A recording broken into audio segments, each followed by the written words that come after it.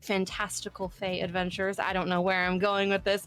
I am Lane. I am your GM for the evening, Nerdsmith's Goth Historian. I am very excited to continue.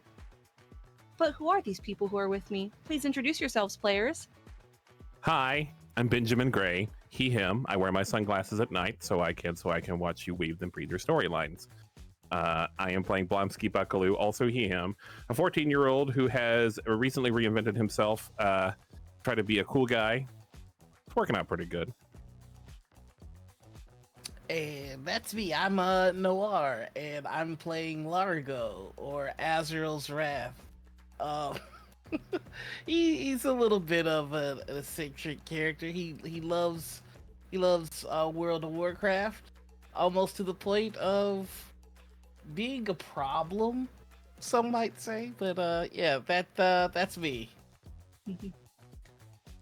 And I am Maury, and I am playing Ashley Walker, who is the only popular character in the entire party, and is by far the best.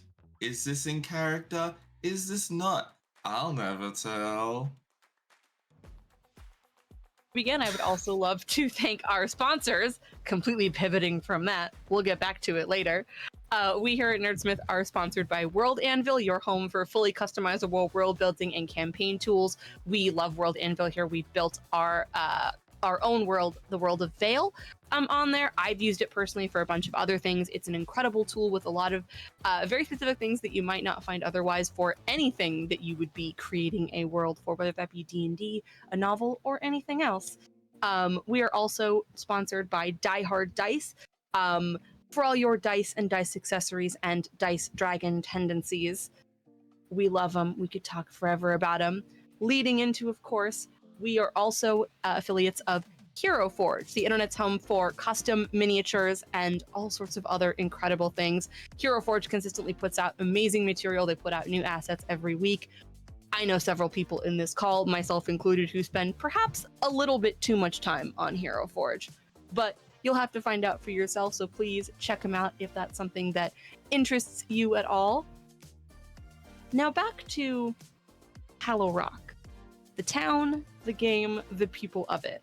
When last we met, our little group of teenagers had found themselves in the Fey settlement of Ostranvoso, a hidden place within the forest to the south of their town, filled with people who don't really fit in, quite literally, as they attempted to gain the favor of this place, specifically of its leader, a fae by the name of Zaiwi, who, well, through some various interactions, words, various things happened in her grove, but you were able to gain her trust, gain her favor.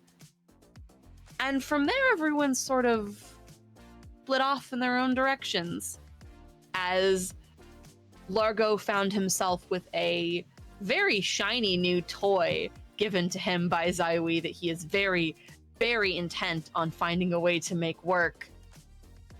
Carter and Blomsky spent some time with your new ally, Hudson, who seems to be someone from your friend Oleana's past. And Ashley kind of made her way out. She spent some time with some friends while still feeling a little nervous, as I think everyone is feeling a little, as they realize that there are more among you than you realized. Who is human? Who is fae? Who is to be trusted? You're sort of trying to you're sort of trying to figure that out yourselves, as you're sort of waiting on Oleana, who said that she would get back to you. She has some contacts of her own around town and has left you all to your own devices for a time. Hallow Rock's not that big of a town.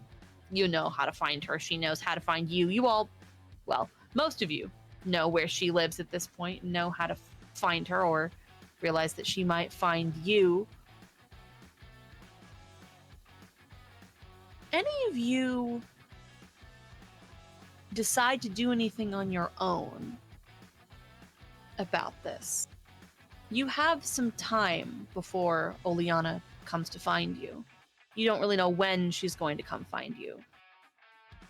I know that Ashley was getting a little concerned about who she could trust, about who might have ulterior motives, now that she's aware of, well, more than she bargained for, even in that sense, discovering her own family's ancestry and what that might mean for her.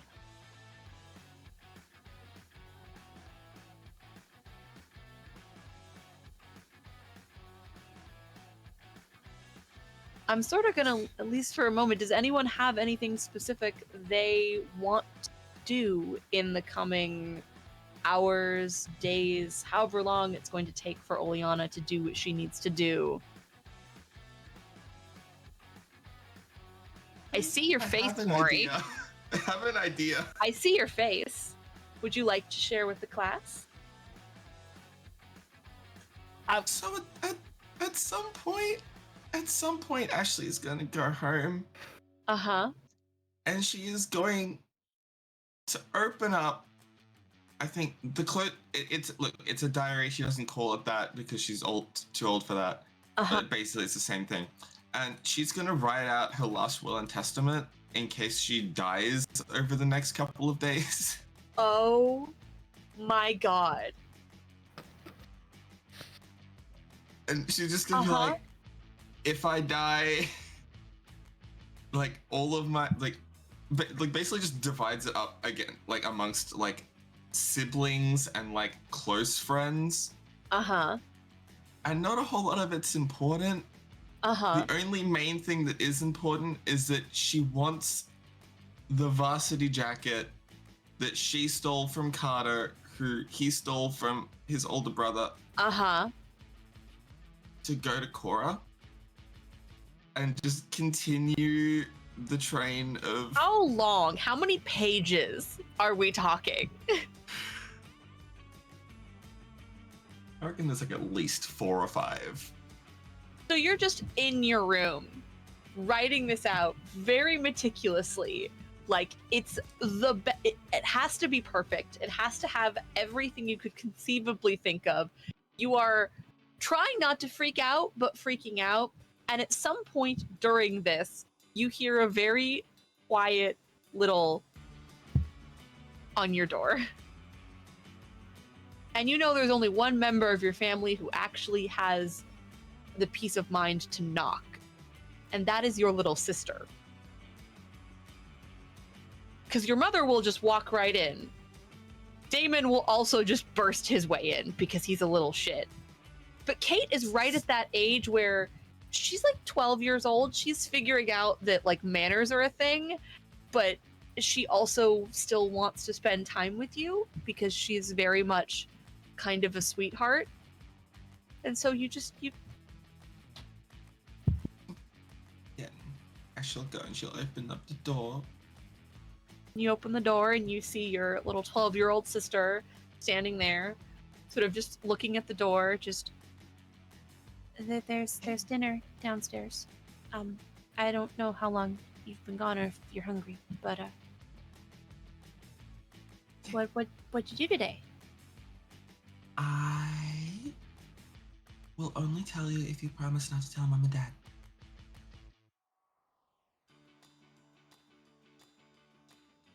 Okay. I can keep a secret. I promise. I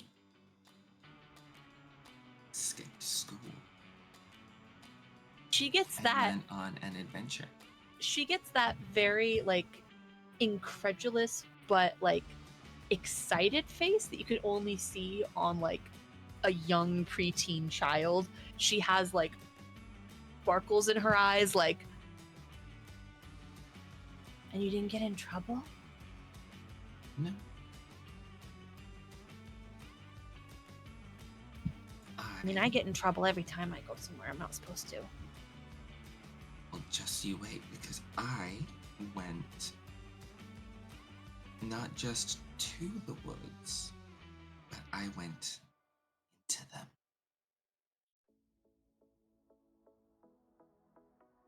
What? Yeah. Nobody goes there. Yeah, well, I do now, so yeah.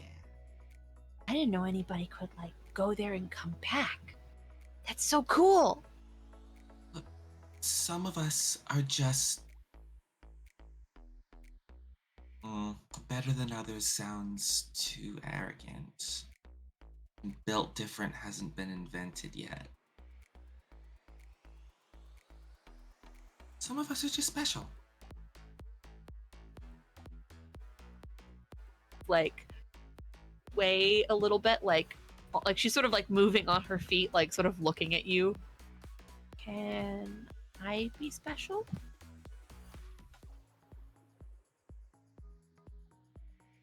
I mean, I know I go off a lot, but like I've never been there, and I wonder what kind of. I'm gonna say not right away, just in case. I think that might be something for when you're a little bit older. Everybody says that. I mean, in everybody's defense, you are still 12. I turned 13 in 2 months. Yeah, and when you turn 13 in 2 months, then we can discuss it further. Promise. Promise.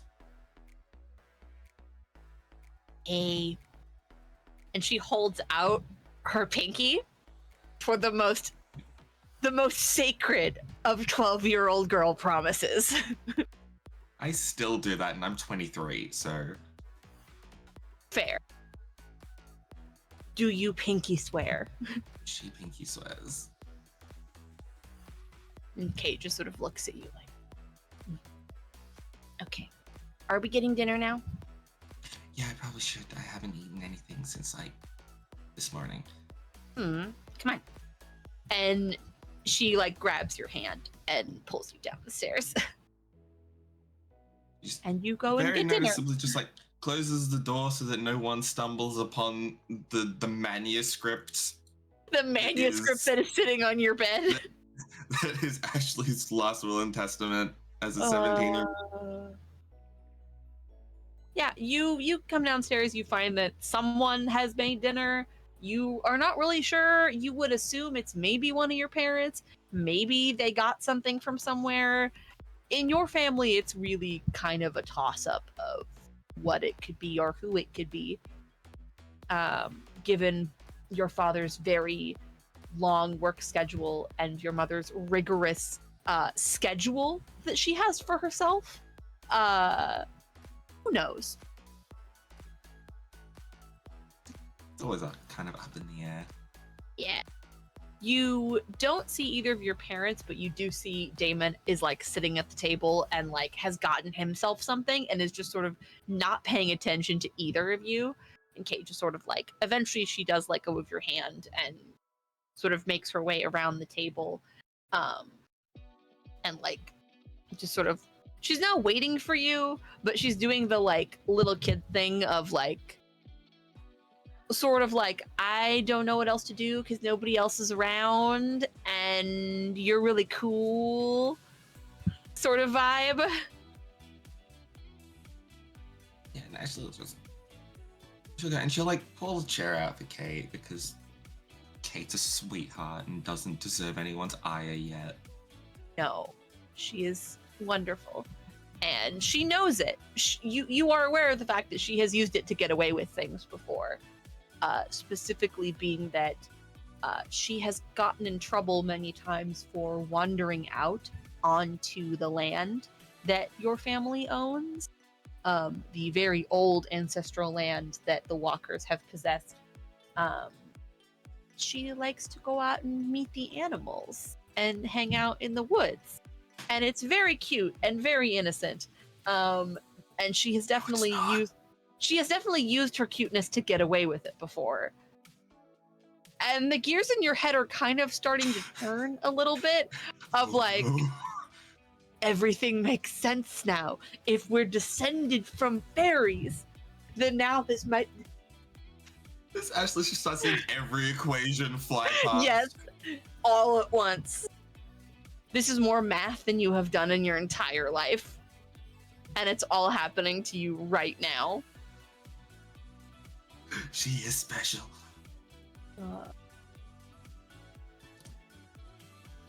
We will pan from that moment over to another home, one not very far from this, perhaps even next door. I would imagine that at some point, Blomsky does make his way back home. Eventually. How long do you think that takes, Ben? Oh, no, I want to yes and you, but no, my intention was that he was just not coming back. Oh, he's not coming back at all? I don't know. I mean, like, I don't know if he really plans that far ahead, but like, Okay. like, I mean, like, does he have a life plan at 14? No. But like, he is not even called. Oh, okay. Then what does Blomsky end up doing? Like, say at some point Carter does eventually be like, I gotta go home. And where do you end up?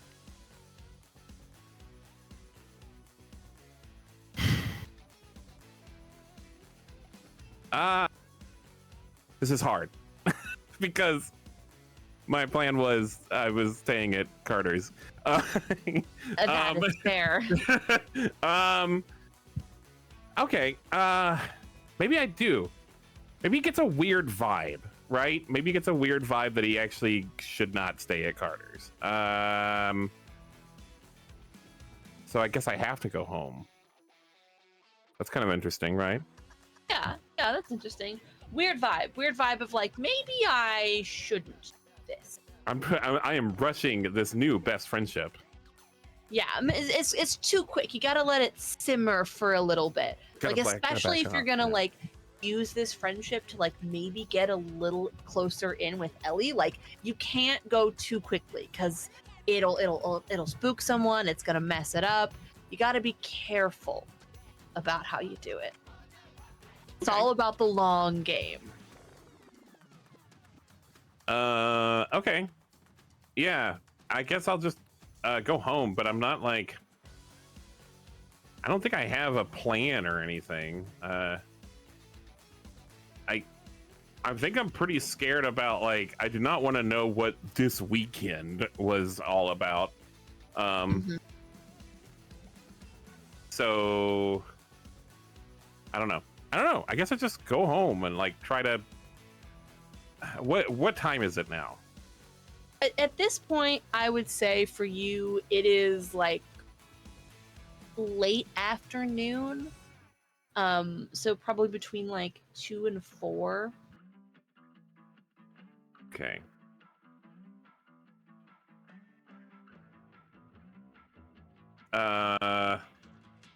Yeah, I guess I'll just go home and just try to like.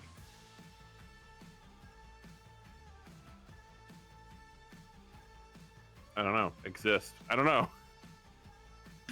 I'm sorry. That's all right. That's all right. So you make your way home very begrudgingly. You do not want to be here. You are generally not in a great sort of mental space. This was touched on previously, but Blomsky, I feel like, is definitely feeling a little bit of that, like, everybody is special except you. Ashley is descended from Fae. Everyone else got cool stuff. Everyone else got cool stuff. And you don't have anything. You're just here. You're just tagging along. They all are just sort of letting you here. And that doesn't feel super great. Yeah. But also, being at home isn't super great. I got a question. Yes. For my parents. Not for you, for my parents. Yes. Which you are my parents, kind of. Yes. What is your question? And I guess your parents. Well, what's happening? What's happening when I come in the door? Anything? When you come in the door, you don't initially hear anything, but then you hear a somewhat tense conversation coming from like down the hall. Like you're in like the living room foyer space, and you can hear two people having a somewhat tense conversation. It's not yelling, it's not outright arguing, but it is very pointed words. You can, like, you're getting every like third word, but it is, this is not the first time you have come home to something like this. Okay.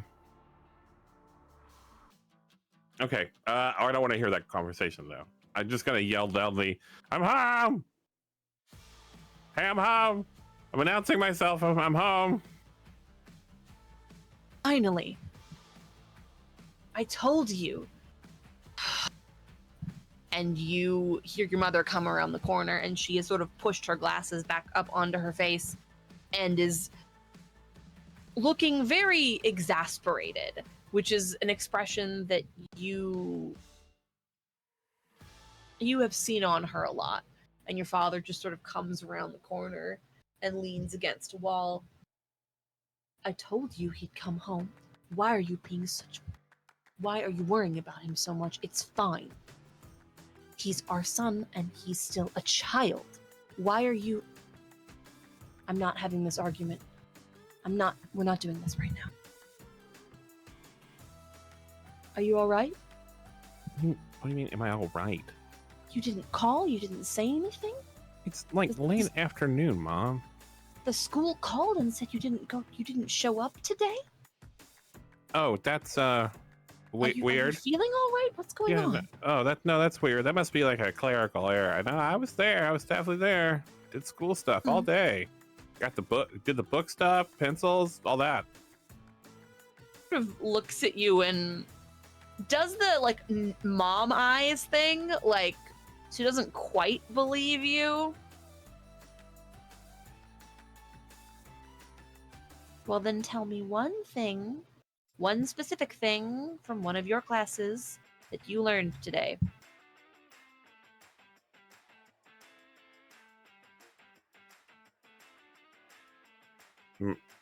Math is math. Yeah, did some I don't know what 14-year-olds take. What's freshman math? It algebra. Depends on where you live. Algebra. That sometimes that X is like it's the horizontal one. It's the horizontal one. And why? Why is the vertical one on the vertices? Sort of looks at you and don't scare me like that again, all right? Please. Don't be scared like that again. I really don't appreciate this attitude that you've gotten. It's gonna. I think you need to get used to it. And I'm like, hey, Dad, got a minute? I'd like to talk about something. Sure. Yeah, just He sort of like raises an eyebrow for a second, like. I got some important questions for someone that would like to have an adult conversation. You watch the look on your mother's face, just sort of. Her nose crumples in this very sort of frustrated way, and she sighs and turns the corner and leaves the room. Hi.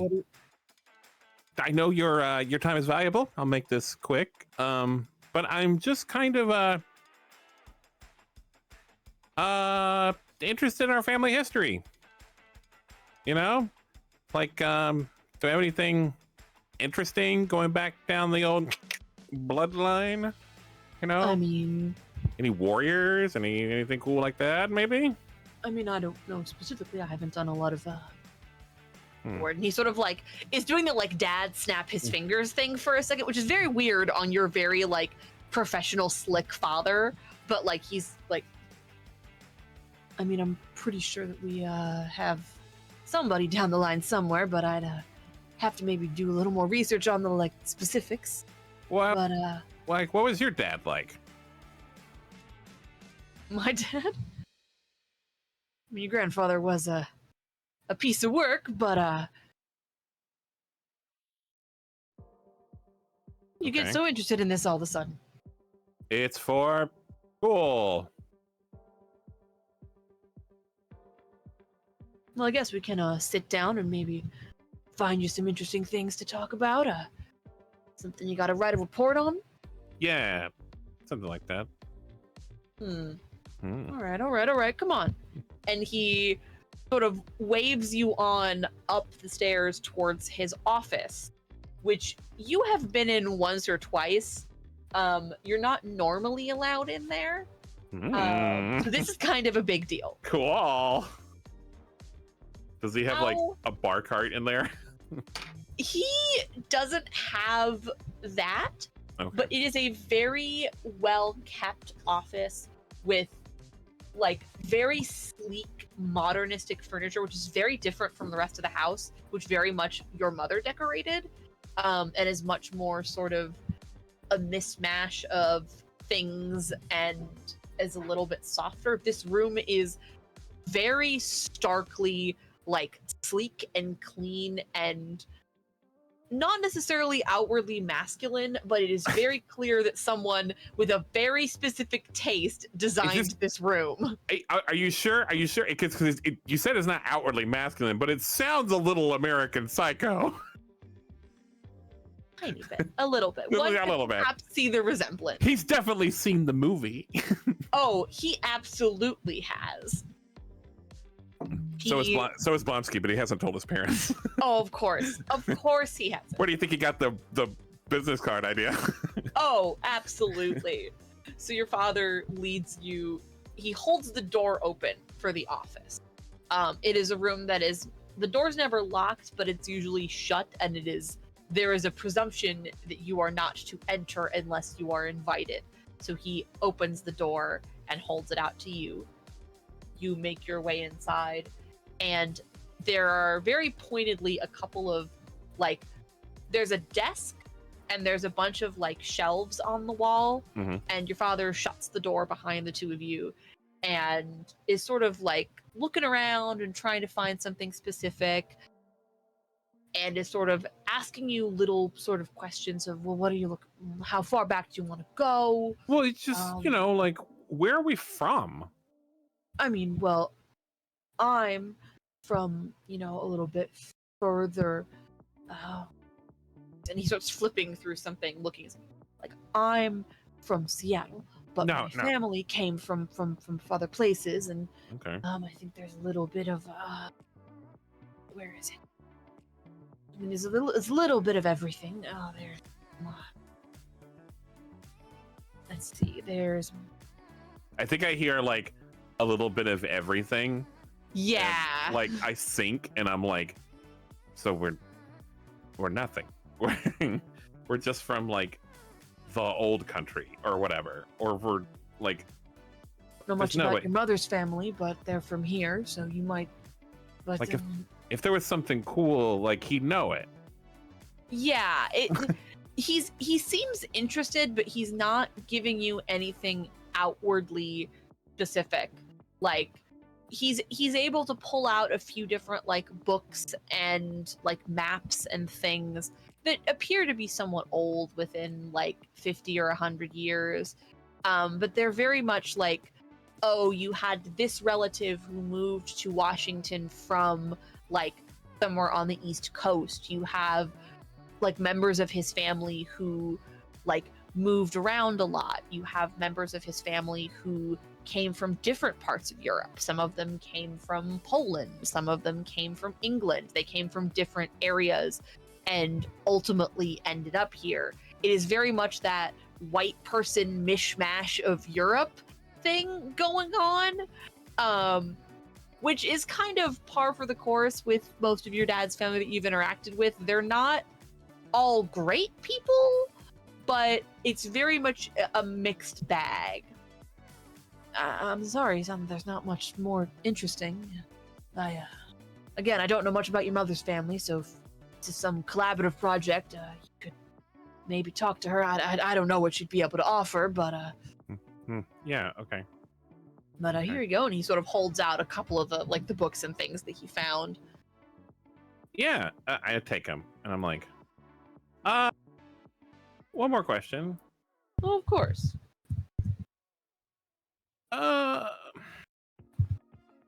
What do you think I'm good at? What do you mean? What am I good at? Anything? Do I impress you ever?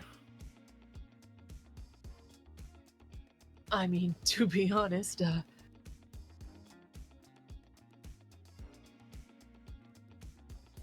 still have plenty of time to find something to impress me with. Yeah. Yeah. That's what I was thinking. I'll let you get back to your dad stuff, I guess. Whatever you're working on. Yeah, it's just if you need me to do anything, I guess, just tell me. Oh, of course, son, of course. And I just leave with the book that I'm going to pretend is for homework. You make your way out of the room and sort of shut the door behind you, like close the door behind you with a little click. And you turn around and your mother is standing down at the other end of the hall with her arms crossed over her chest. We need to have a chat. Okay. I'm not doing anything else.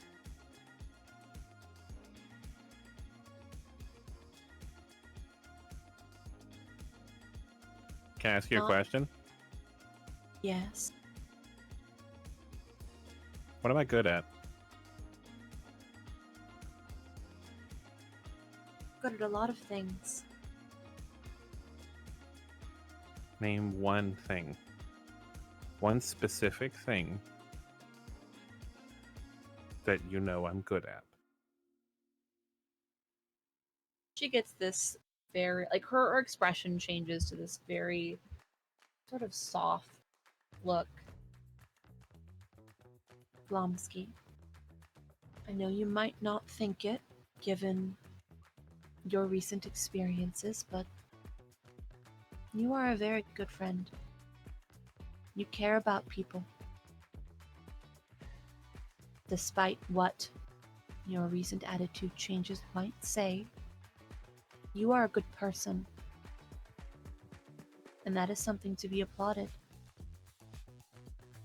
I know it's not perhaps what you were looking for.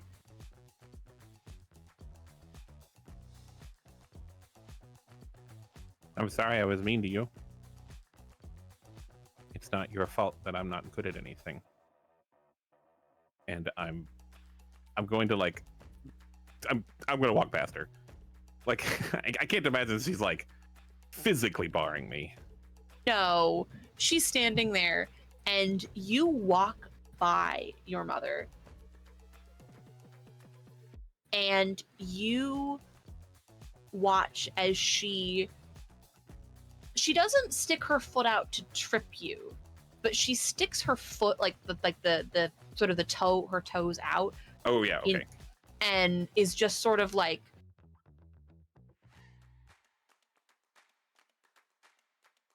I'm like, do you need me? the only thing I am disappointed about is that you are trying to be someone that you're not. You're better than this.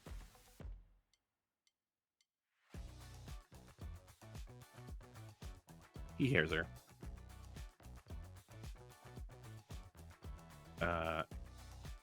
He's like, I gotta get out of this suit.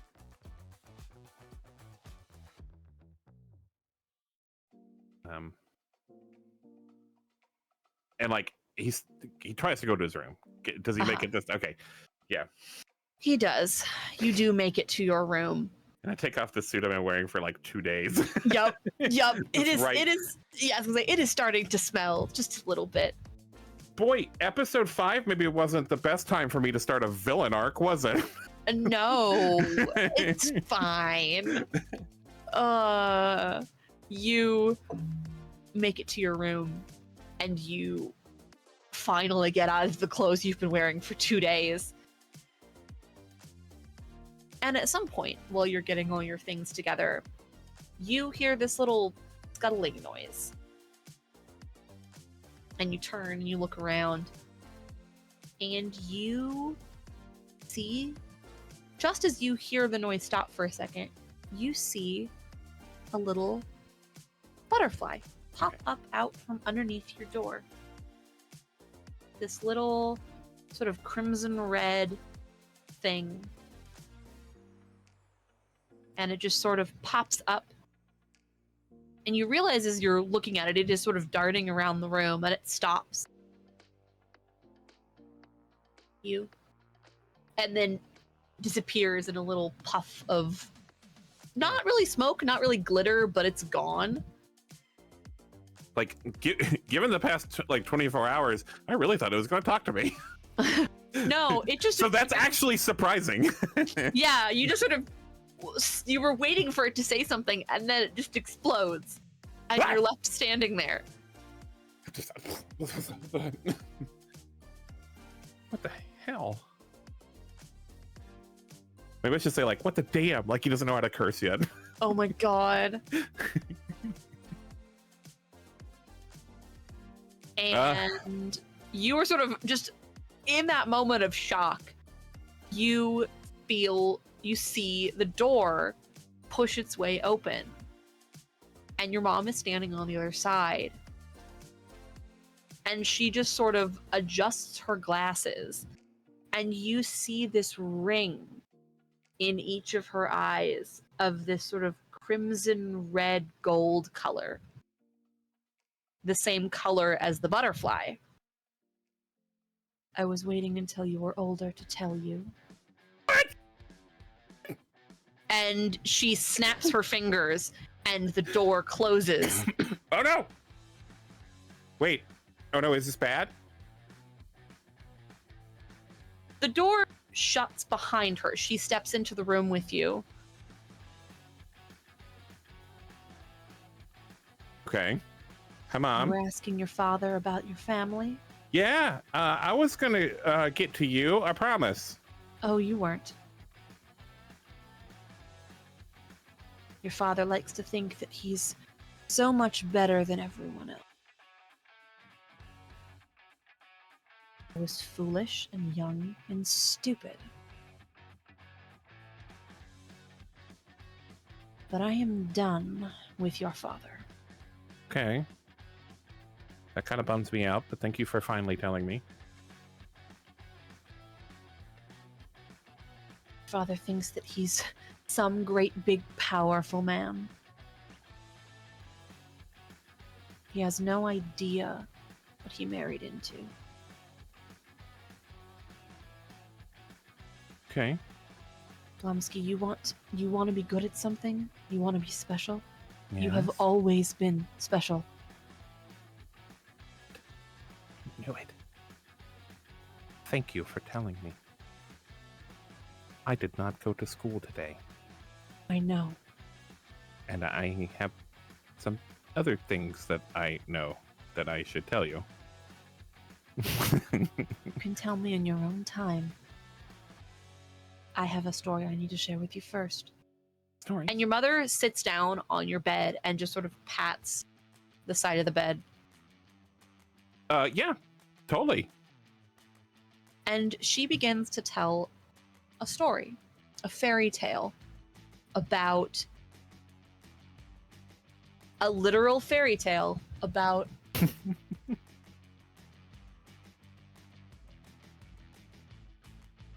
very powerful witch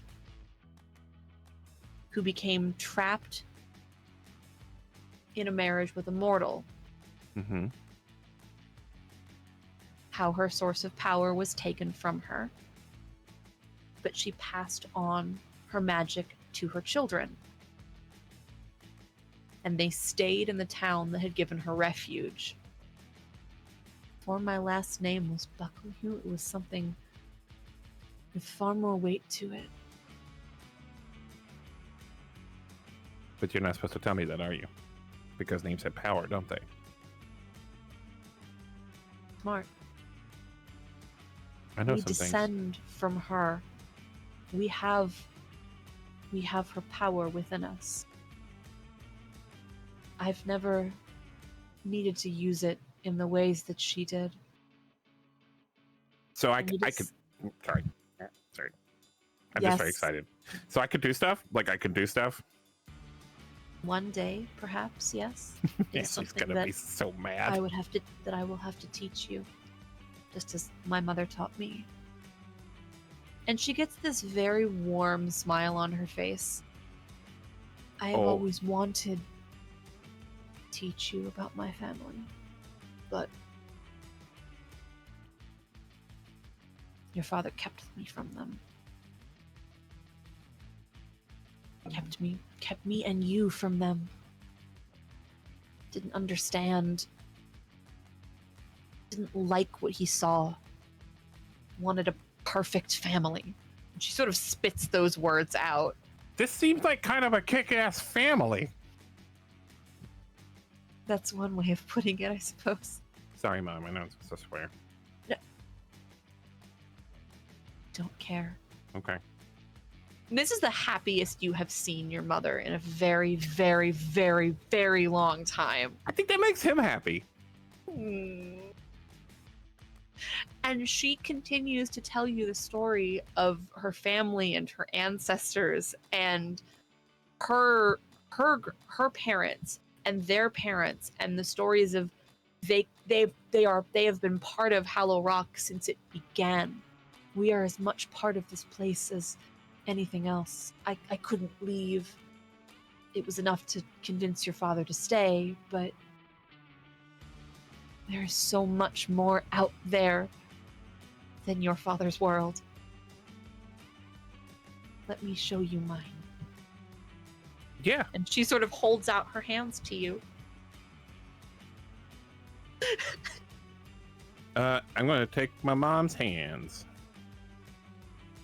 And she squeezes your hands. Then let's begin. And we're going to pan from that moment.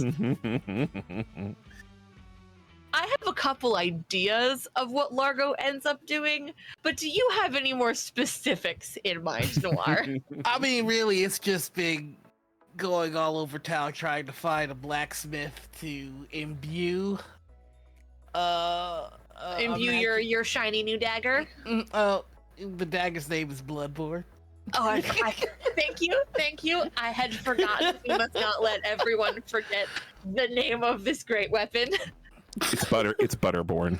I would like to remind everyone. It is Bloodborne. It is a dangerous, soon-to-be sword. It's currently in its dagger form. I just have not unlocked my paladin abilities to transform the blade yet. That's the lore that I'm going with. Is there anything to back that lore? Absolutely not. Absolutely not. That's what he feels deep down. I'm gonna have you roll to see how long it takes you to find a blacksmith in this town. Oh, okay. What am I rolling? I am deciding that. Give me 1 moment. Oh, my bad. Please take your time. You're gonna have to go like 4 towns over to one of those like colonial reenactment places. I'm gonna have you roll a grit check for me. Grit check. Let me check. Am I good Yes. at those? I forgot if I'm good at those. My grit is yes. That's the good one. That's the D20. We are going to set this at a difficulty of 12. 12. Okay. Yes. I rolled how- a 17. Oh, you are so honed in on this.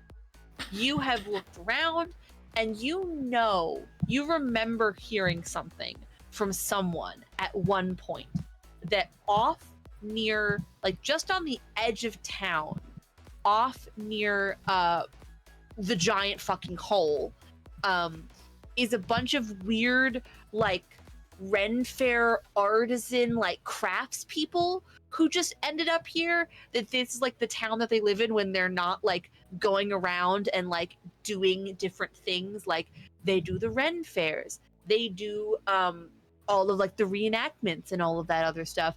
A bunch of them do like weird Viking stuff. but like they live in this little like block of houses that they all ended up in that are like right off on that edge of town, and you are so certain that one of them has to actually be a blacksmith. They have to actually know what they're doing. So you make your way over there, and this is so weird. It's such a strange thing. All of the houses, everything looks normal until you start noticing the little things of, oh, there's like a bunch of swords in this one person's window. There's like expertly designed like wood craftsmanship in another. There's weird smoke coming out of the back of this one house. And you eventually find a sign for a forge. And you come around, and there's not really like a storefront or a lobby. It's just someone's blacksmith forge that is like honest, like just its own freestanding thing. And you hear the sounds that you've only really ever heard in a video game before of a blacksmith's forge. There's lots of crackling and clanging of metal, and someone making a lot, like someone lifting things and moving things around. And you just kind of poke your head inside, make sure you're in the right place. Do you say anything? Well, the first thing he's gonna say to himself is like, crap, it had to be Red-feared nerds. Ugh. Then I think Largo may have run afoul of the Ren-fear nerds, because Ren-fears are just LARPs for people too scared to actually fight. So yeah, you've definitely run afoul of some specific people, and you're really, really, really hoping this isn't one of them, or that they're just not here, because that's like the last thing you want right now. I'm just gonna walk over to the blacksmith. Oh, actually, I'm gonna put my I'm gonna put my hood. I'm gonna go in my bag and grab my hoodie. I'm gonna put that on, and I'm just gonna put it all over my head. Low. You hear just clang, clang, clang. 1 second. It is a matter of the most severe priority, sir.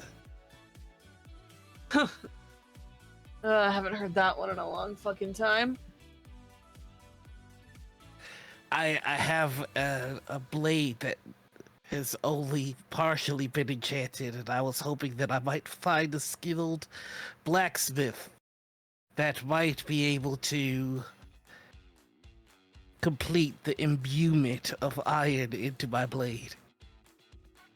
The fuck? And you actually see the person that you've been talking to come around and poke their head around the side, and there's another sort of clanging and sparking, and you see this woman with shock white hair sort of coming down in a braid. She's got a big like leather apron on, but you can see she's dressed in sort of like slouchy, comfortable clothes, and she just sort of pokes her head around like, can I help you?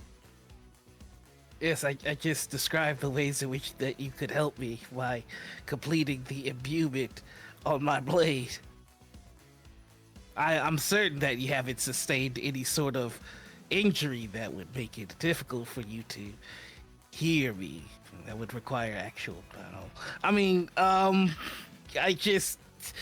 She just, like, looking at you, like, with this look of confusion, like, just... I'm sorry, man. Like, whatever's going on, like, either tell me what you need or, like, go to a mental hospital or something. I don't... Fuck, man! Just put the goddamn iron in the dagger!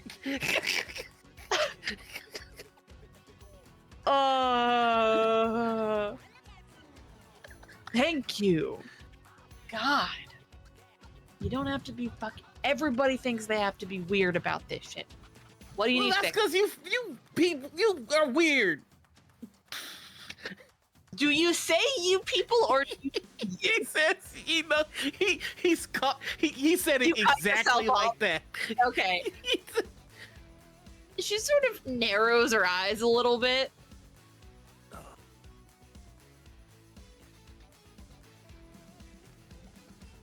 Let me see what you need looked at.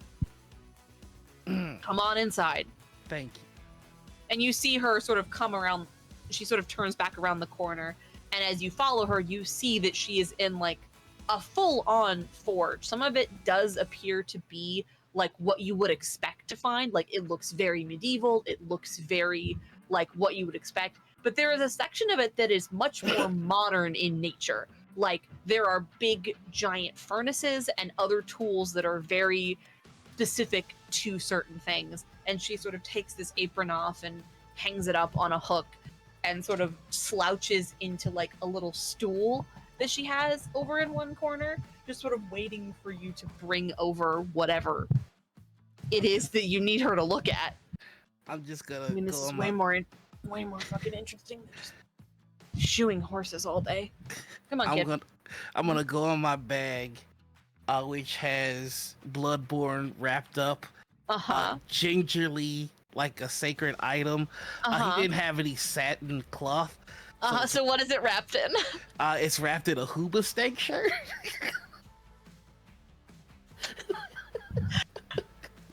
I love everything about this. Continue. Wow, you had that locked and loaded, didn't you? Listen, I'm down. I'm forever down with the Hooba steak.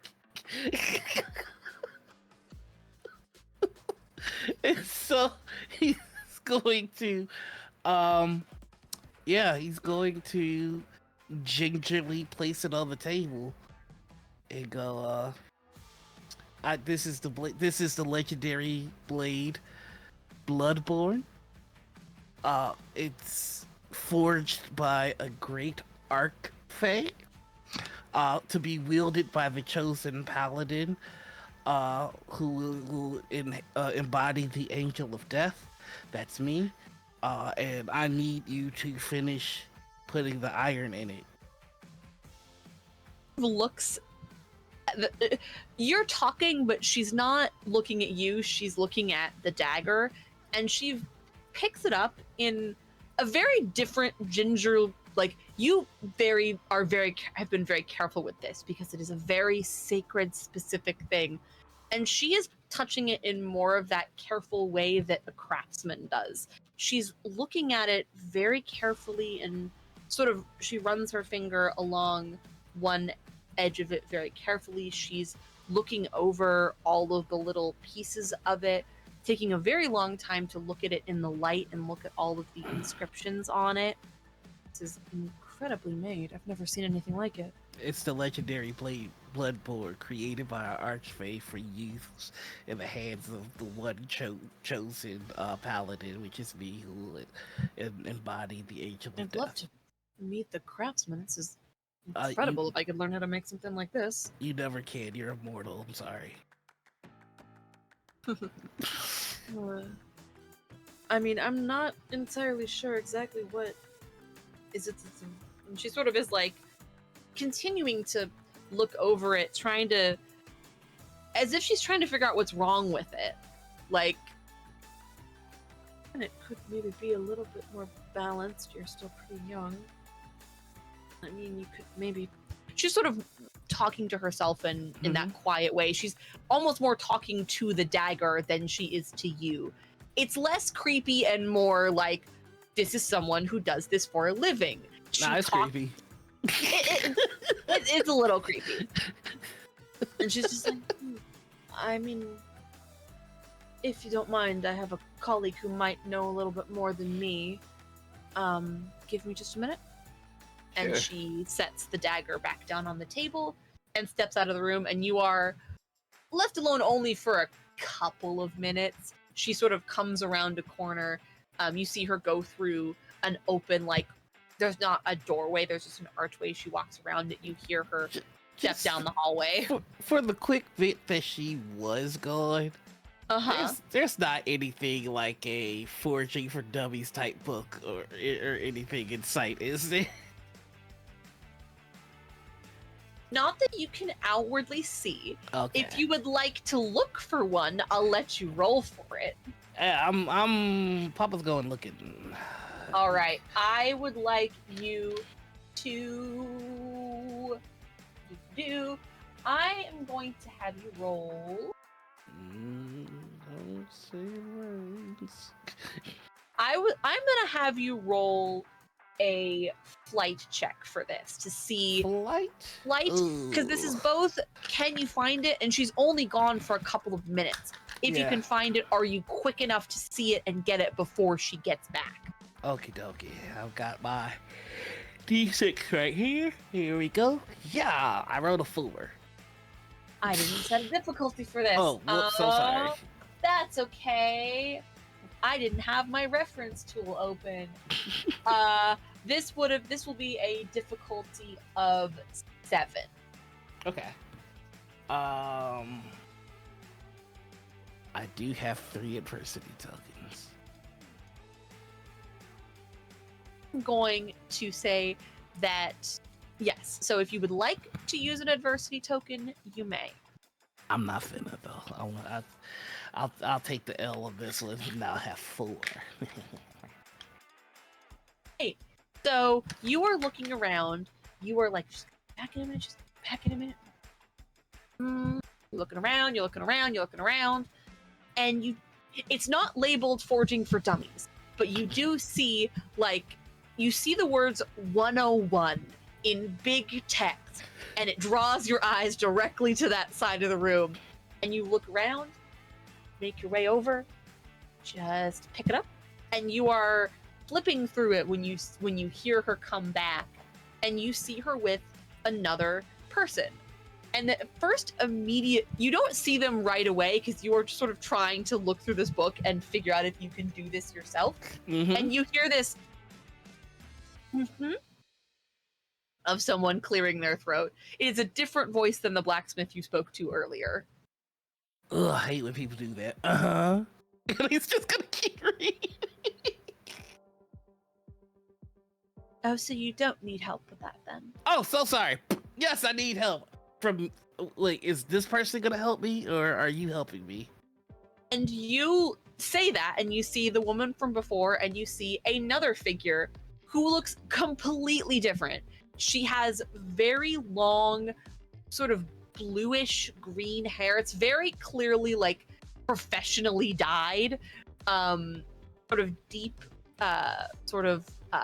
caramel skin, and you see that she has these very tattoos across her shoulders, like very elegant, like sort of white worked tattoos. And surprisingly, for the fact that it is the Pacific Northwest and it is only like April, she is wearing shorts and has little like flower clips in her hair. She looks the opposite of this woman that you're standing with and of what you would expect. Then you don't need my help. I need anybody that can imbue this blade. That's what I need. I'm sorry, I was rude. I'm not awesome with people sometimes. Very rarely. Sometimes I can be I'm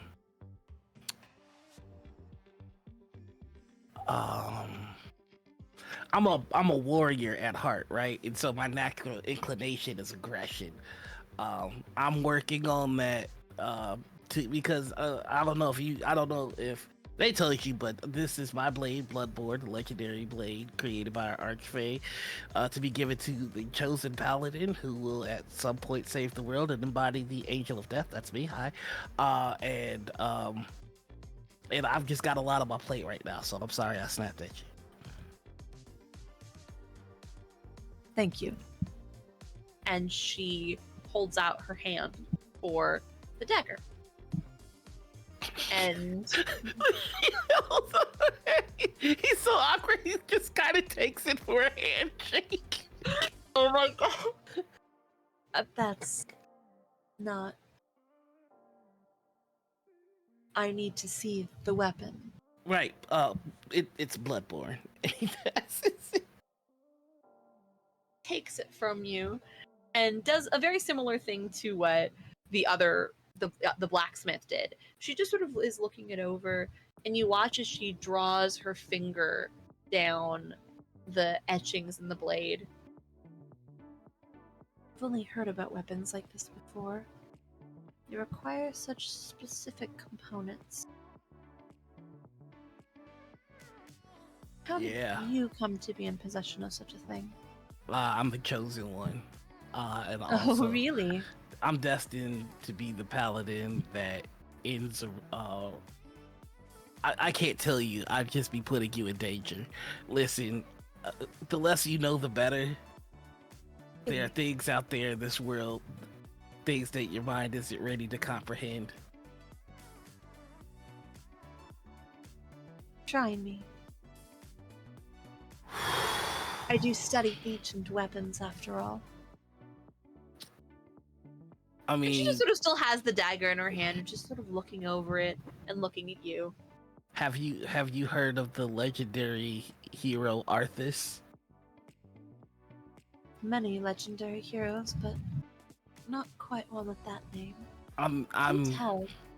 Well, Arthas was he was the Prince of Stormhold, a very powerful paladin who led his people. And she will let you tell the entire lore behind this. She will just stand there with the dagger in her hand, looking it over, and let you do all of this. He tells her the story of Arthas all the way down to when he becomes the Lich King. And like it's just like, and I faced him in combat and Oh, really? and I think that seeing my skill in battle with such a legendary foe caused the Fae to summon me as their champion.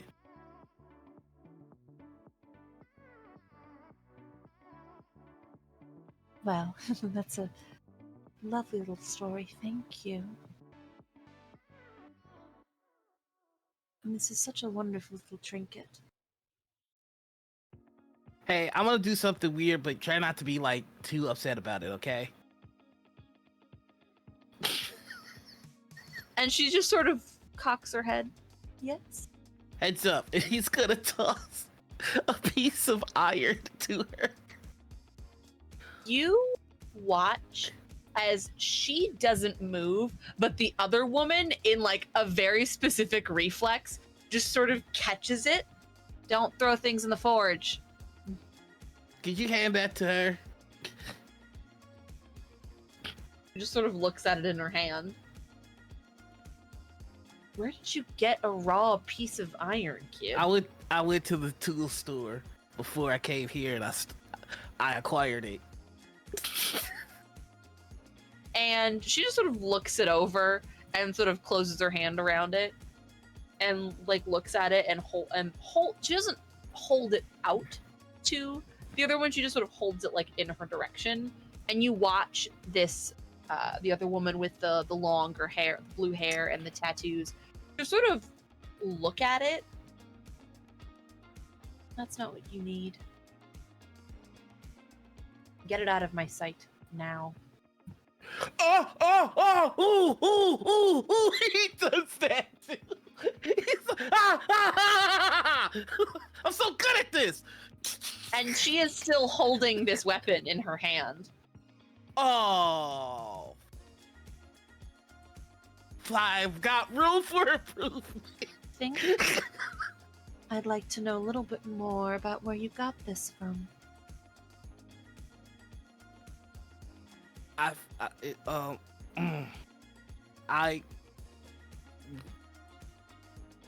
you like one of the good ones or the bad ones? Do you pay with goo? He sort of like raises an eyebrow, like, I don't understand what you're trying to get to. I think it's a very straightforward question. Can you kill people with your voice, and do you pay with goo? don't do anything with goo, whatever that is. Capable of quite a lot of things.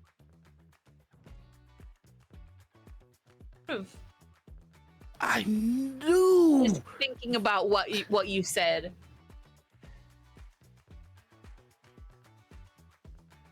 My voice. No.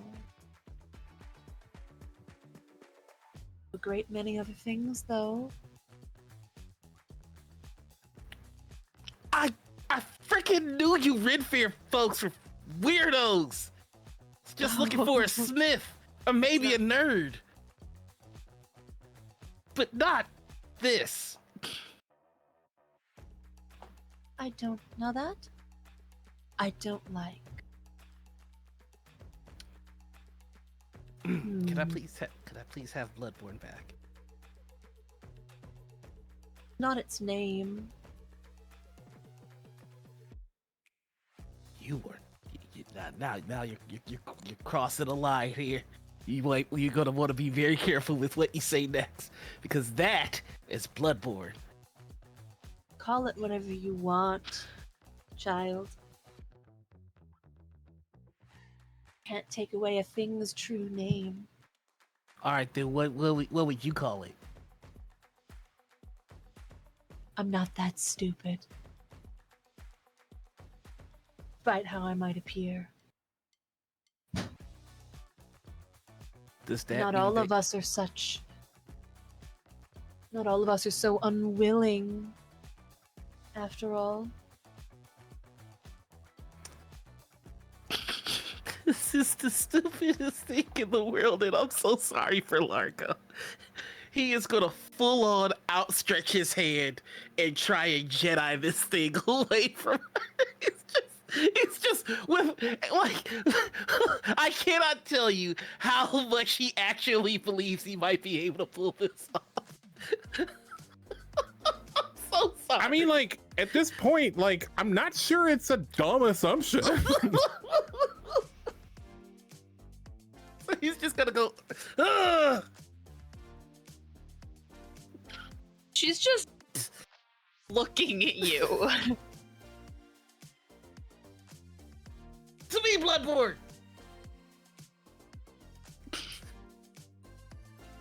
Ugh. Oh, no, no, no, no. Really like to know why Ivy gave up one of her toys. She's I don't know very who that lenient to is. part with them. I have to have a word. And she sort of flips the dagger around in this very sort of expertly practiced motion around in her fingers. Just Well, it was a gift. So, and she flips it around and hands it out to you. I'm gonna take it. still don't know how it works, do you? I've known how it works from the beginning, but the enchantment needs to be completed, and I know you can't complete the enchantment because you can't. Hush.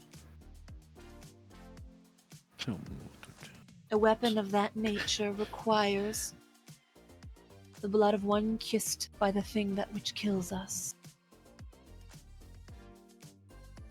Oh, you're so stupid, all of you. Well, not all of you. And she gives this very pointed look to the woman standing next to her. But that's all right. You'll learn soon enough. Iron Kiss, child. The blood of an iron-kissed fae will give that weapon its true power. I just don't know why they say kissed, because nobody's kissing the blood, you know? Just doesn't make any sense. I would say dipped. We don't need to make sense to you. That sounds like somebody that doesn't make sense. Well, Neither I nor my paramour possessed such items. You will have to find it yourself. Should you somehow find one in this little backwater, then by all means return. I would love to see what it's capable of when it's completed. hey, you guys are Paramore fans? You say that. And she just sort of takes a step back and is just sort of watching you.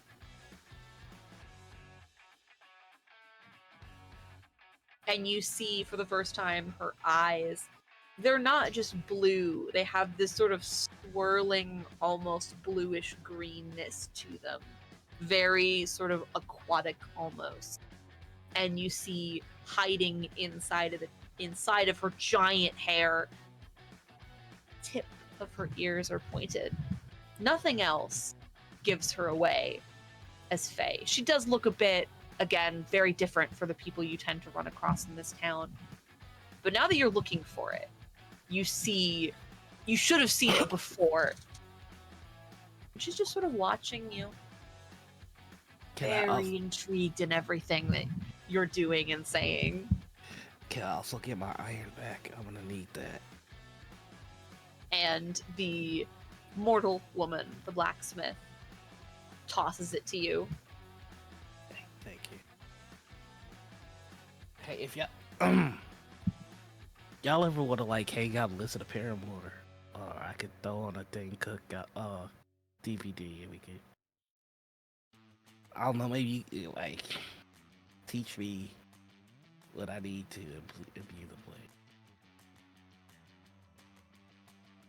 They're just sort of like watching you. Like the blacksmith is just sort of like has the trying not to laugh face, and the Fae woman is just sort of standing there like still watching you with this curiosity on her face. Cool. So You know where Sorry. to find it should you need it again. I And will- I would love to see what it looks like when it's complete. it's gonna be a flaming long sword. It's gonna be a ruby pommel that holds the souls of my enemies.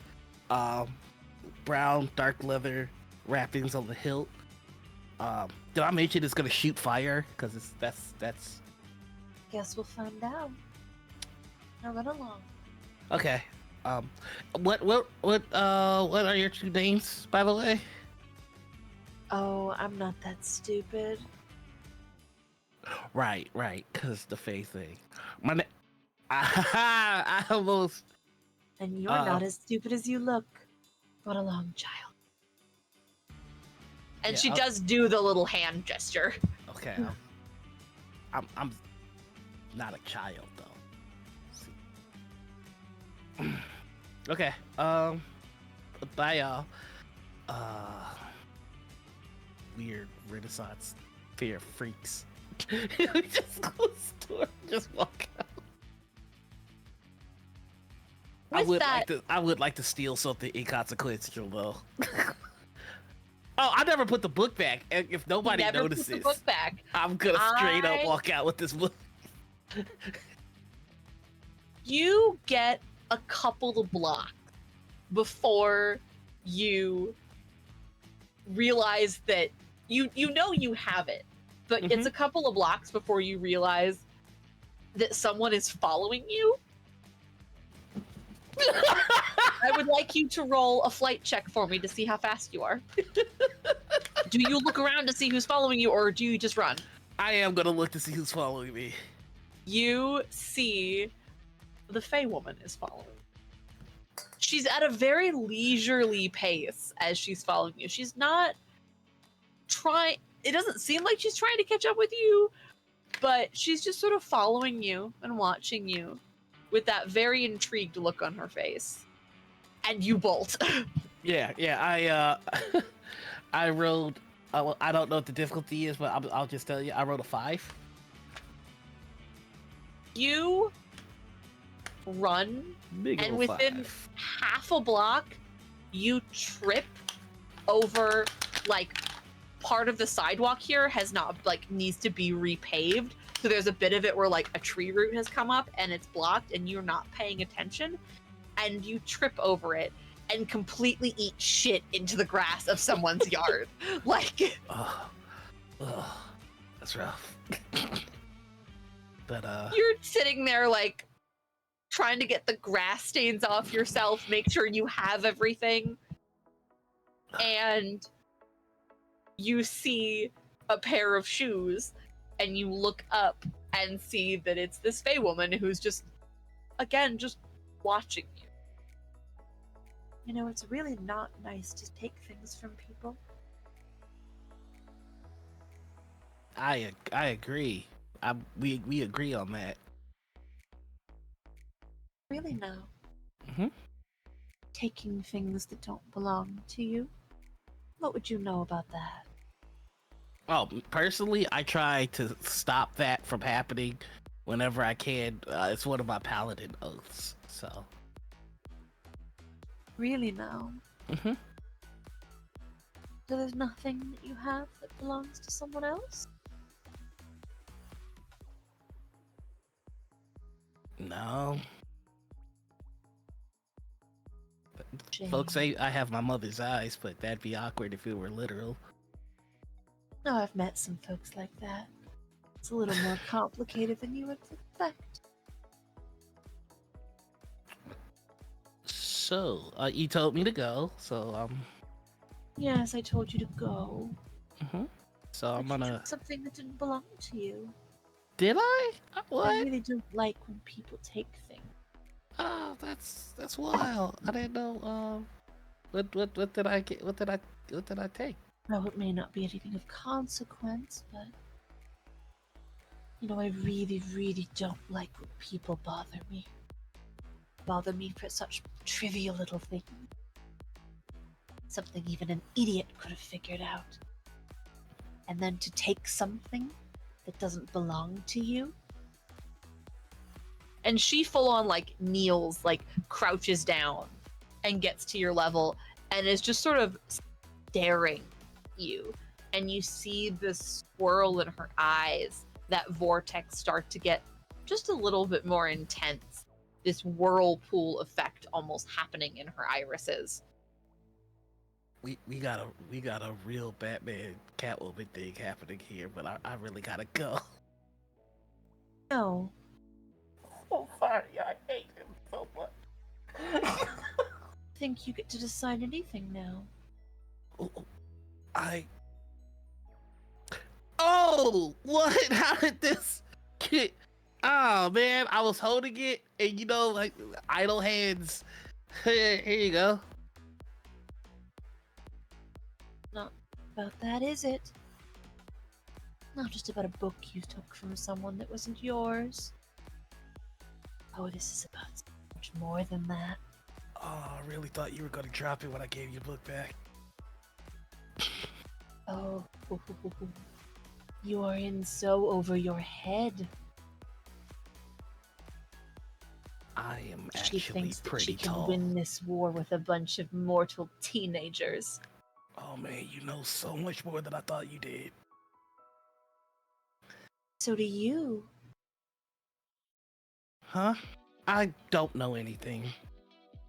Like, Oh, well, I mean, you pretend. Oh, but you know so much more by saying so little. I've gotta confess something to you, person whose name I don't know. Yes. Arthas the Paladin.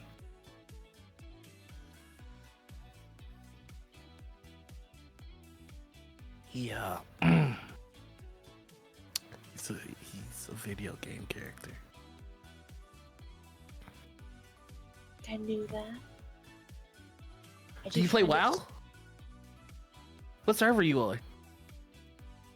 You got a kill? Sorry. The immediate switch from terrified to suddenly, wait, I'm interested now. I'm sorry. No, it's glorious. It is my favorite thing because we are very quickly going to pan from this moment to Blomsky. You and your mom have made your way out of the house, not in any permanent way. She has just taken you somewhere else. And you're just sort of walking down the street with her, listening to her talk, share these sort of little anecdotes, and you watch as she sort of she pulls a book out from her purse and starts flipping through it and showing you both like actual photographs and other members of your family you've never seen before.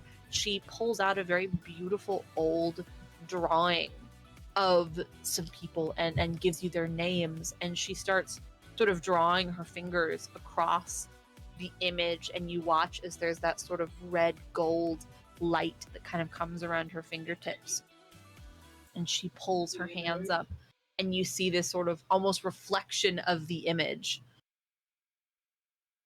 We don't all have the same sorts of things. There's different abilities that we can have, but I've always seen such goodness in you,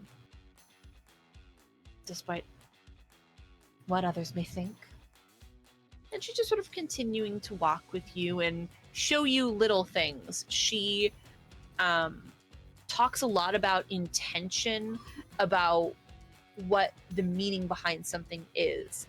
She shows you how she made the little butterfly, explaining that she willed her intent. She was taught.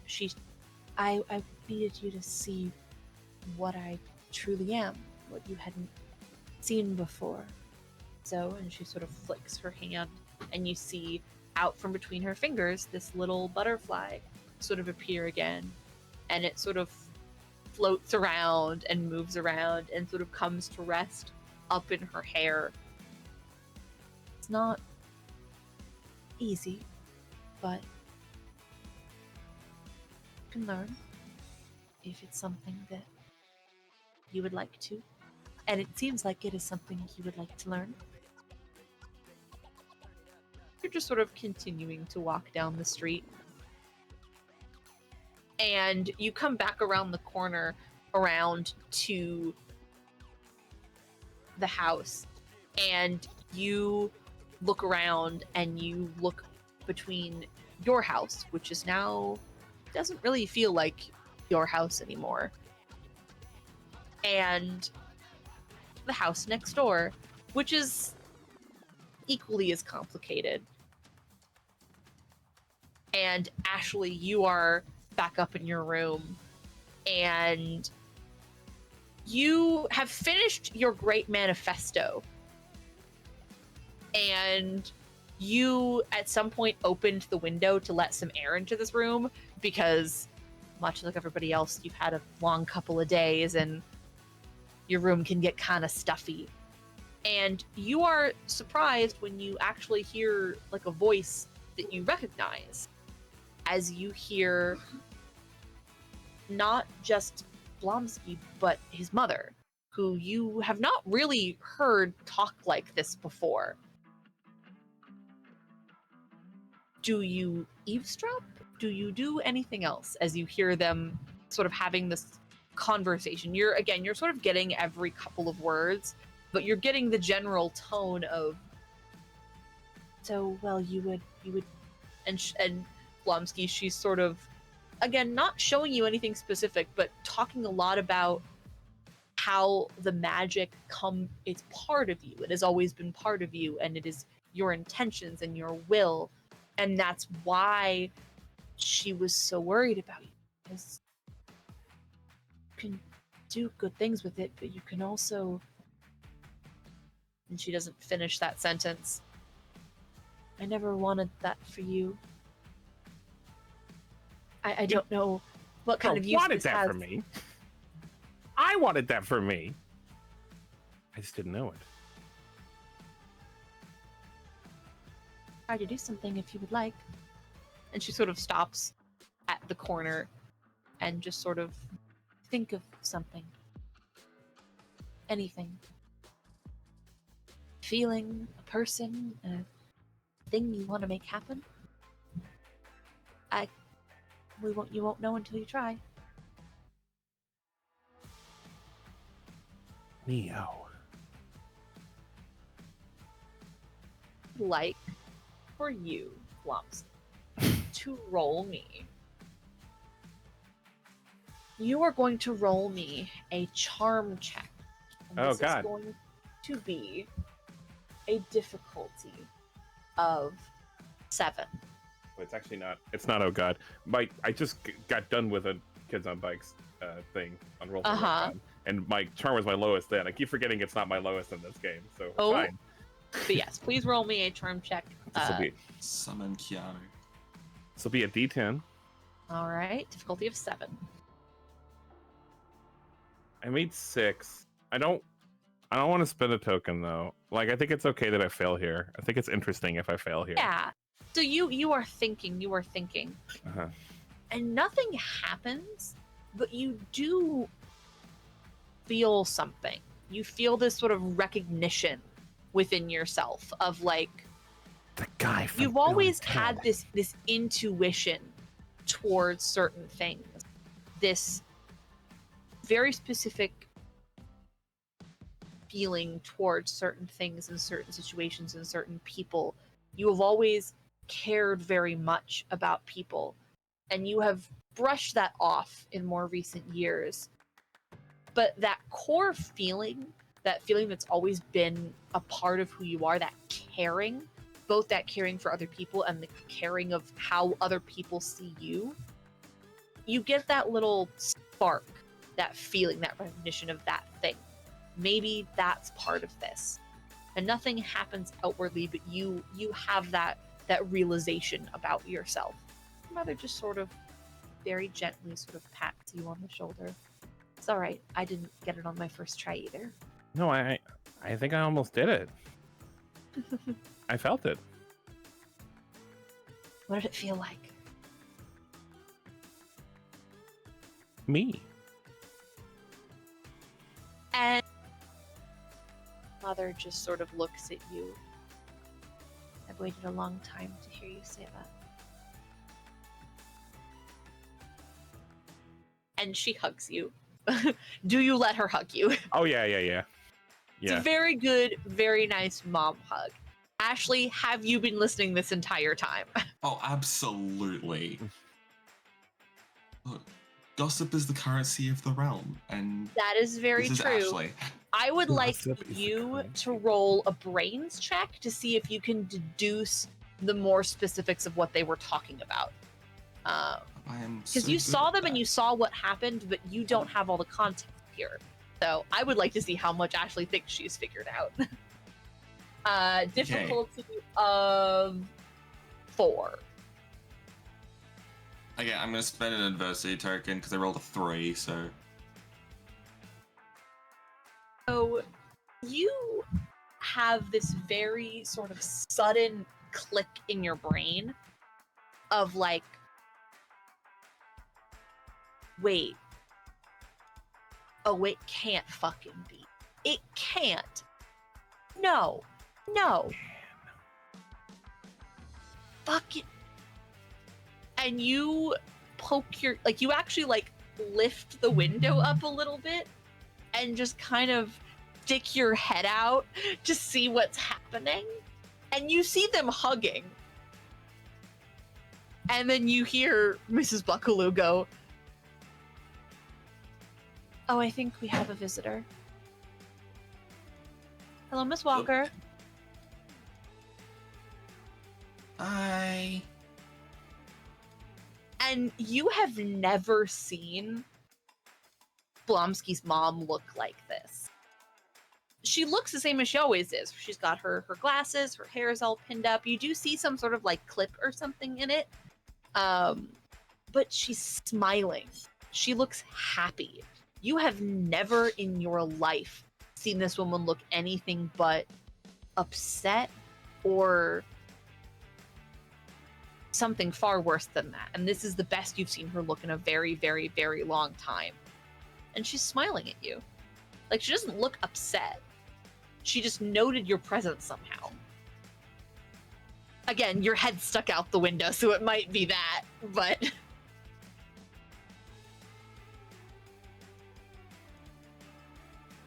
am I interrupting something? Feels like I'm interrupting at an important moment. I kind of like look at my mom and I like kind of look at back and I'm like, she does kind of already know stuff. Like, and I'm like, guess what? Guess what? Chicken butt. Them so much. Yeah, and she just sort of smiles and nods. And Ashley, you see what you thought was a clip sort of move, and you see little wings sort of flitter in this one in Miss Buckaloo's hair, and she sort of smiles up at you and snaps her fingers, and you see as she snaps, there's this little sort of light around her fingertips, this sort of gold tinged red.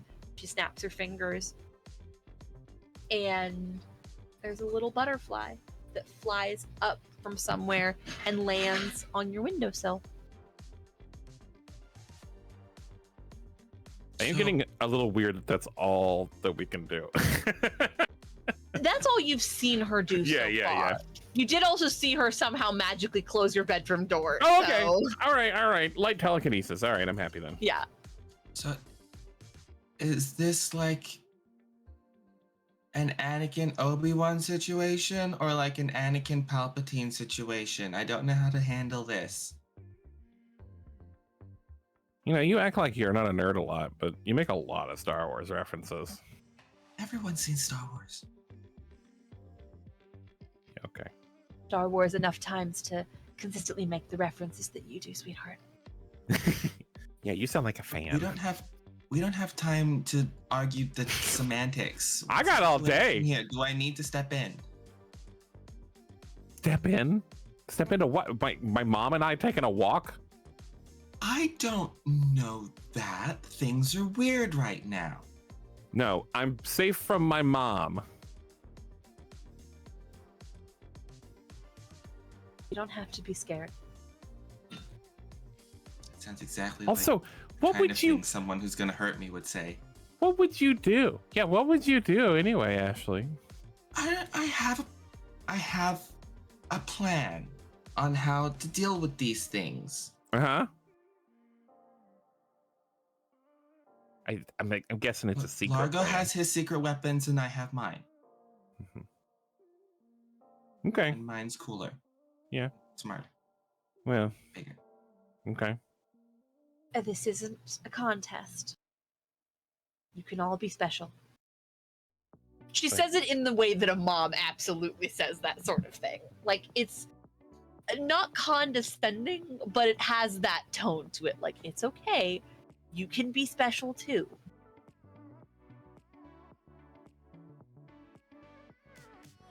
Help!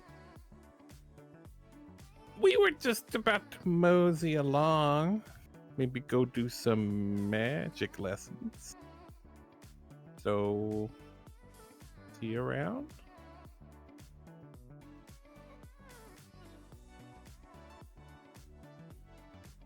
So you still have your head sticking out the window, and Blomsky, you say that and turn to your mom, and you watch as she's not looking at you, she's looking off in the distance, and you don't see anything. She's just sort of looking out, and her eyes have turned completely gold, and she's just staring out at nothing. Mom? And for like a good minute, she doesn't react to anything. Like a whole real 60 seconds? Yeah, a whole real 6 seconds. She's Wow. there, but she's not present. And you watch as she sort of blinks for a moment after that. I- Buckaloo, you alright? I'm all right, but your friend isn't. Which friend? Which friend? Which one? Oh, It kind of listen, matters which one it is. What? Oh, what? Oh, what name does he? The Is it roller skates or knife? didn't have a. Oh, Largo, that's his name. I'm sorry. I remember he has some little name that he likes everybody to call him, and I can never boy. remember it. It's fine. No one else Yeah, does. that's his dumb anime name. It's not a real name. I don't know if it's happening right now, but And she turns to you, Blomsky. An unfortunate gift I possess is I can sometimes see a vision of something that is to happen or is happening. I don't know. It's very rare and I can't control it.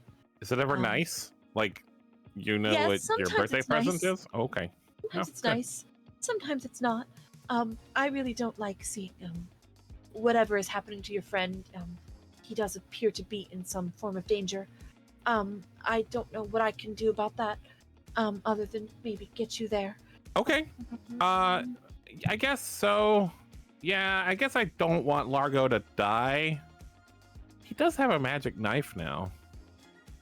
I think the magic knife might be part of the problem. That tracks for Largo. Yeah. All right. And Guess we're gonna yeah. go. you, Ashley, she does sort of look back up at you, giving you the like. Ashley has already left, and she is hurrying to. She's hurrying to the garage first because she needs to pick up her secret weapon. Oh, what is your secret weapon? Well, on the way over, Ashley has been trying to work out loopholes to all of the Fey rules. And names are important, so she's going to steal one of the tire irons in the garage because it's technically an iron. So she's hoping that counts. My God. Oh, hey, that's good thinking. Do not touch my mom with that. Well, I don't know if it works, but it's better than. Hey, how come I'm not allergic to iron? That is something that's only true of full-blooded. Oh, all right. fairies. We're far enough down the line that it doesn't affect us that way. Asymptomatic. Yeah. And the two of you turn around the corner, and Mrs. Buckaloo's car is in the garage, and she sort of flicks her fingers, and both of you watch as there's that sort of snap of that red gold color, and the garage door just opens without her touching it or doing anything. And she is just getting in the car and driving in the direction that, excuse me, Quite literally chasing vibes. yeah, she quite literally is just heading the direction of the vibe of where she's going. She doesn't know exactly where to go, and you are just going around corners. She is not driving like a maniac, but driving like a woman with a purpose. And it comes to a point where, Largo, you are on the ground with this Fey woman crouched watching you with this intensity. And at the exact same moment, you hear a car come up around one side of the street.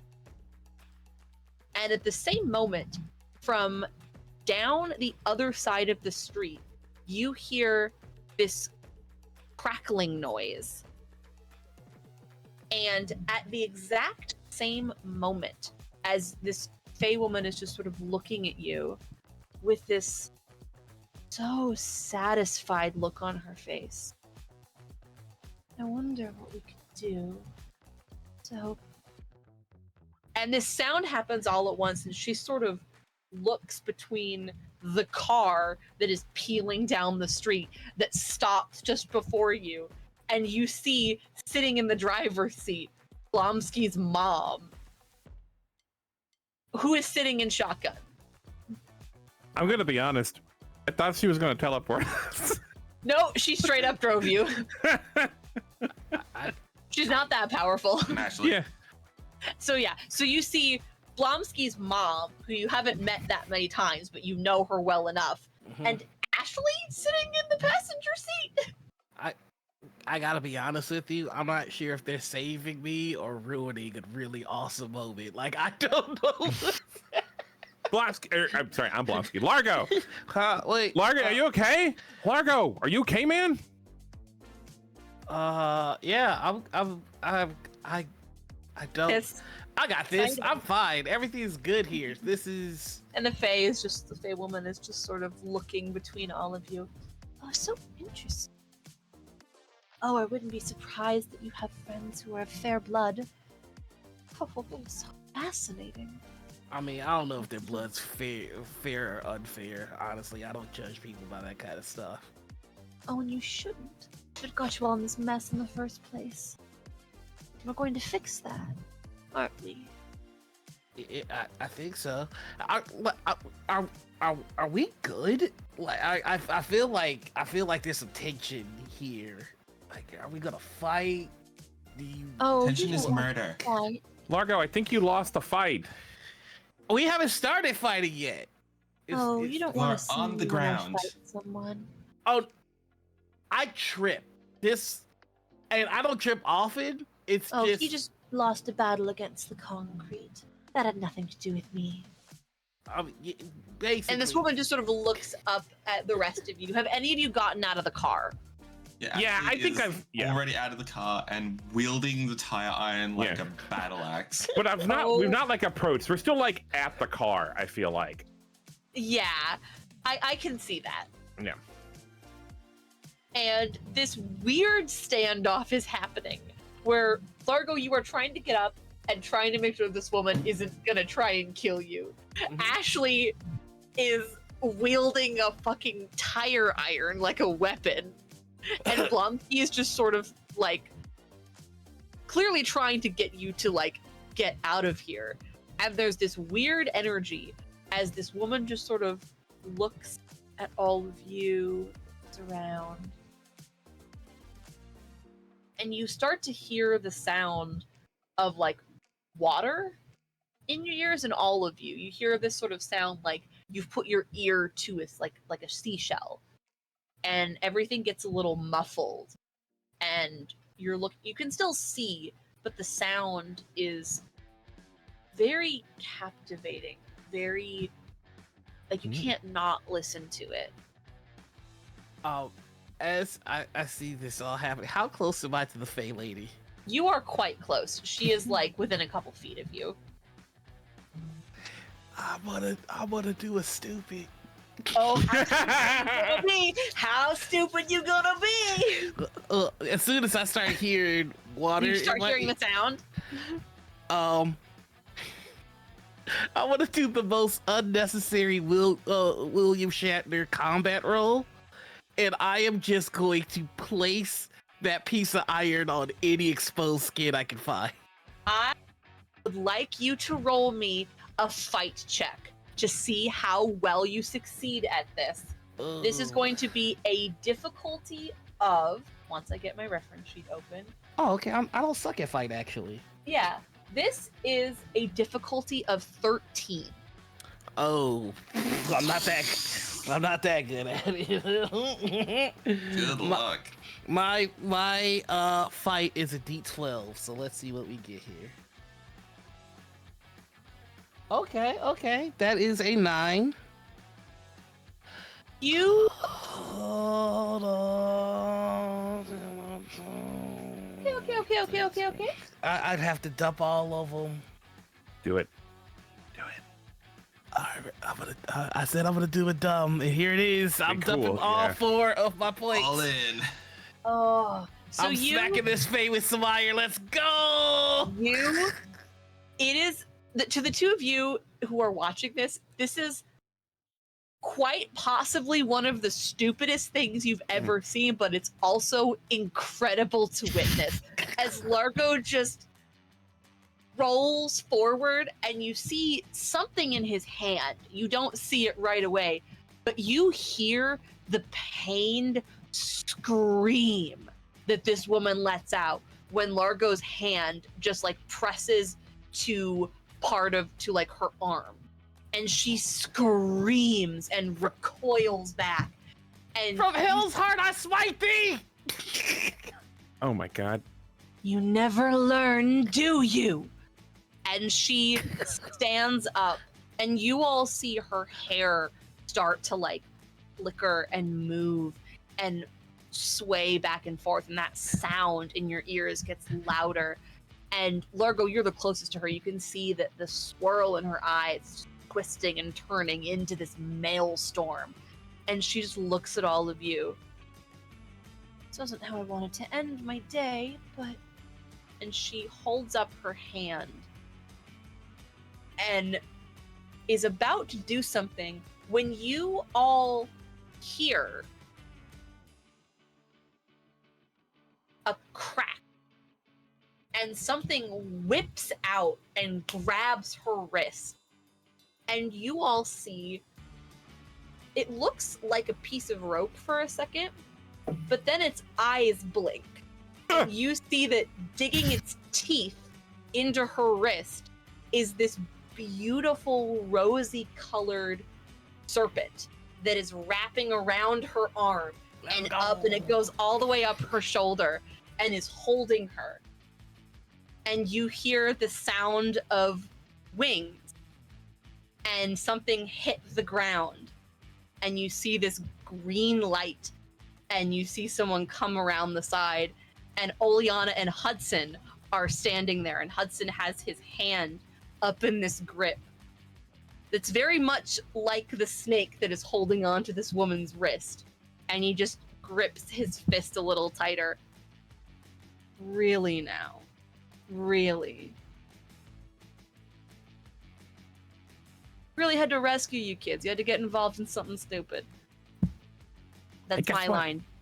Hey, guess what? I'm magic. I've got another dumb to do whenever there's a moment. What dumb would you like to do, my friend? You don't got the tokens. I know. Please, I tell me know. what stupid I'm you would very like to do screwed. today. Well, the only thing in Largo's head right now Mhm. is that in order to complete Bloodborne, Uh-huh.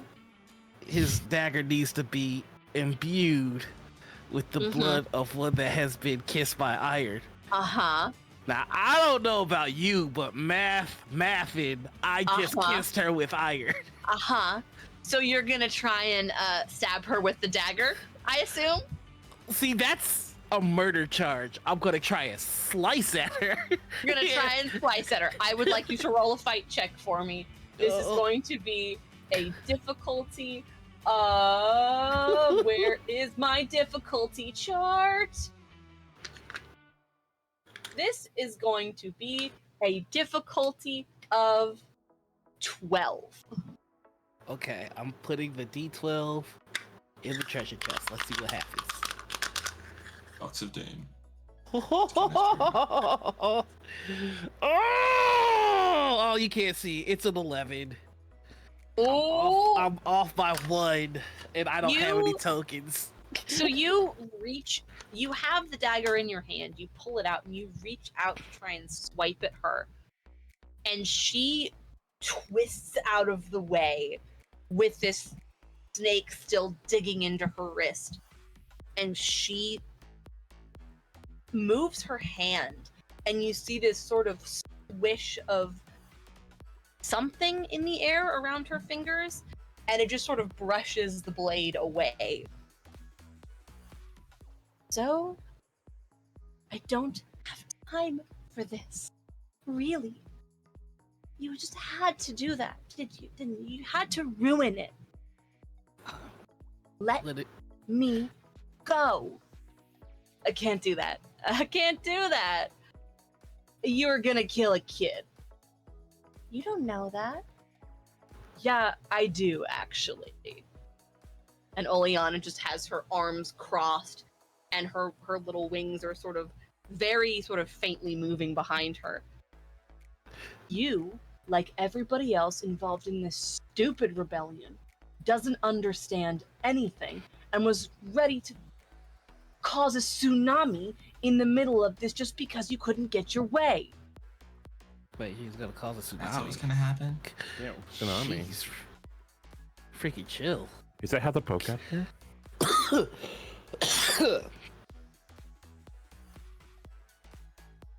Guard dog to let me go then? Actually, that's not what this situation is. Do I look like I care? Let me go. Can't do that. Can't do that, my man. Ashley? I thought I saw your hand. Oh no, I was just Oh, okay. No worries, no worries. So you all are just watching this happen as this woman is just being... She's not being constrained that much. There is a snake around her arm, but she can still walk. But something seems to have constricted her, and she's just looking around at all of you. Yes. I might try to just one last time. Uh-huh. You gonna try it again? Then roll me a fight check. This time I'm gonna try and do it a little different. Okay, okay. I'm just gonna try and sneak, prick, and dip. Okay. I will give this a difficulty of 11. Oh, It's just like, Largo, I don't think you know what you're saying. You guys watch as Largo just consistently keeps trying to do something with this house.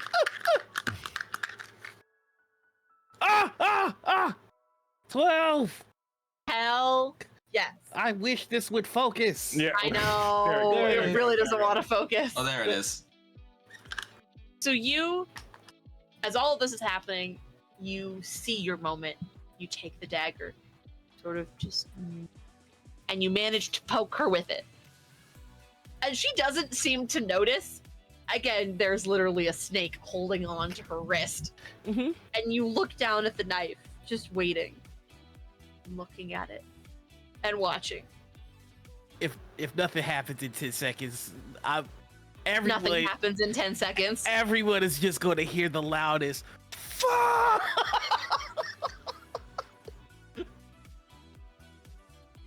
Pointed are you in your little trinket? Didn't do what you wanted it to? I don't like how mean you're being about this. It might just need to happen like on a full moon. Most kick-ass magic happens on a full moon. Everybody knows that. That's basic. So come a full moon, this will achieve its final form, which I have named the Scarlet Reaper. She just, the Fae woman looks around at all of you, just like, the rest of you get this impression of her just like, really? We don't know either. Hey, Largo. Yeah. That's a way better name. Right, but that's why it's the final form. Like it's like in its infancy, Bloodborne, but when it's ready, Scarlet Reaper. You don't gotta explain it to me, man. I get it. Thank you. I'm glad somebody understands, because the rest, man. Oof. Like, hey, Largo, man. For having this I get moment. it. I get it, man. And Ashley, you are the one who sees the woman sort of, her hand is still clenched, and it is you who notice the little droplets of water that start pouring out from her closed fist. And right at the tail end of these two's conversation, you watch as the water just continues to pour over the snake, and it lets go. And Hudson is just sort of looking at the rest of you and looks at Oleana, and the woman unclenches her fist, and her entire hand is just dripping in water.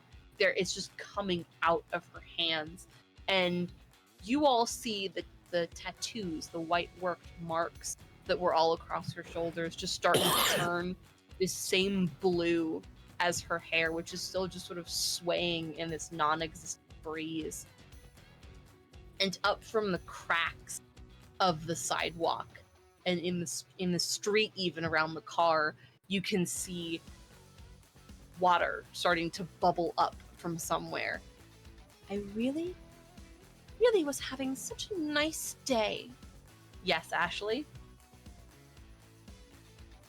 As all the water is starting to build up and the villain monologue is about to begin, Ashley just really quietly under her breath is just like, okay, blood magic, now's the time. Leroy Jenkins. And she just runs forward and cracks the tire iron. Would like you to roll me a fight face check, as hard please. as possible. I would like you to roll me a fight check. This is going to be a difficulty of 7. I'm just yelling, Now let me down. Okay, so 2, plus 3. Oh, no, sorry, that's only plus 1. That makes 3. It's like my worst thing. That's You Listen, no. run for her and try to hit her, and she just dematerializes. Like, you try to swipe it through her, and it's like she's water, and she reappears on the other side of you. Oh, really? You thought it was going to be that simple? I mean, probably not, but I mean, can't find out otherwise. Oh, wouldn't be so much fun. I haven't had a time quite like this in so long. My current toy's only aware of so little of what we're planning. She is so fascinating. You all are. And the water is just continuing to... It's very pointed on her right now, but it is still just coming up out of the ground. And you hear this sound as she's just sort of continuing to talk, almost to herself more than the rest of you. Oh my fucking god, really? Really? And Oleana is just sort of looking around at all of this. I can't believe I have to rescue you guys again. Well, I mean, if you'd teach us things, we probably wouldn't need to. I'm not saying you're right. You know what to do. Ashley, I Tire really iron. don't. I would like each of you to roll me as you hear this. I would like each of you to roll me a grit check to see if you can intuit what she's talking about. This is going to be a difficulty of 3. You got this information before. not a gritty boy. This is the most useless nat 20 I've ever gotten Oh in my entire my fucking god. life. I got a 6. Well, I'm sorry. These are the most useless 2 natural 20s I've Oh ever gotten. my god. You didn't even need to do that because you can't explode if you've Yeah. if you pass. Yeah. See how high it goes. Never mind, man. Man, I gotta So, tell the person I played the game, the last Yeah. game, What were you gonna because like one day she's gonna be like, she's like, one day I'll get that double 20. I gotta tell her that I saw someone do it. Oh my god. But if for yes. absolutely nothing, the Nothing. total would have been 28. I mean, 48. Yeah. You have 4. Well, 3. One of them. All of you have this in different moments. Largo, you weren't even there for this, but you remember what they talked about. You remember she kills with her voice. And the other 2 of you remember cover your ears. And in the same moment, all 3 of you just immediately cover your ears. And the woman's looking around at you, and Blomsky, you see your mom just sort of like looking around at what's happening and just sort of follow suit, like she doesn't really know what's happening, but does it anyway. Mm-hmm. And you watch as Hudson sort of grips his hand together and the snake comes and forms back up around his hand. And he pushes Oleana forward with not even with his hand, with this sort of momentum movement. And she just sort of slides forward, and as she's moving forward towards this woman, she opens her mouth. And you've all heard her sing, but this isn't even like that. The sound that she makes is so... It is guttural, it is inhuman, it is the worst sound you've ever heard, but in the same breath, it is quite possibly one of the most beautiful things you've ever heard, in the sense of how pure and specific it is, how intentional it is. Blomsky, for the first time, you understand her screams, her voice. It isn't just that her voice does things. she wills her voice to do the things that she does. She is in such control of that specific thing that she can use it to sing like a person, but she can also use it in the exact way that she needs to. And she lets out this death wail, and it fills the entire space around all of you. It bounces off the car. The car actually moves a little bit as she screams, and the water around this Fey woman just drops and vaporizes instantly, and she just sort of stumbles backwards a little bit. You really think you can do that? I thought you didn't. I'm smarter than you. Remember that. I know how to use my power for what it's intended for, unlike the rest of you. So if you're gonna keep causing problems on purpose, then I'm going to cause problems for you! And she lets out that last word and just sort of yells it in this woman's face. You see her recoil back, and there is this sort of scarring across her face. This sort of deep green, nasty looking thing that has sort of worked its way across this woman's very delicate, fair, sort of even skin that is very different from the rest of her. And she's just sort of flinching, like, can't stop us that easily, you know? There's so many of us. We're going to win. We're going to make things better. You have to understand that you of all people should understand.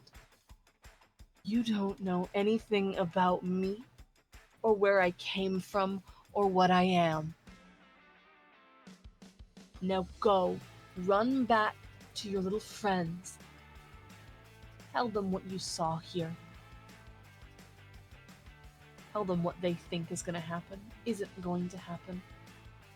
I don't understand what this means. You said this is a war. Well, now you've made it one. You can't just attack someone and not think you're going to cause... I'm done. I am done with all of this. Yes, Largo. Largo's just gonna go. It probably won't be a war if we kill them, because dead men tell no tales. Oh. Whoa. I'm just saying. I don't think you're just saying. I think you're actively proposing murder. I'm not doing the murder. I'm just saying, like, if it's one person or a war, it makes. I mean, I just. Not. It's much more effective, I find. Just killing her won't do anything. It'll just make them more emblazoned to do what they want. But doing this, and her voice sort of shifts a little bit, and the woman just sort of shakes her head again. This sends a message.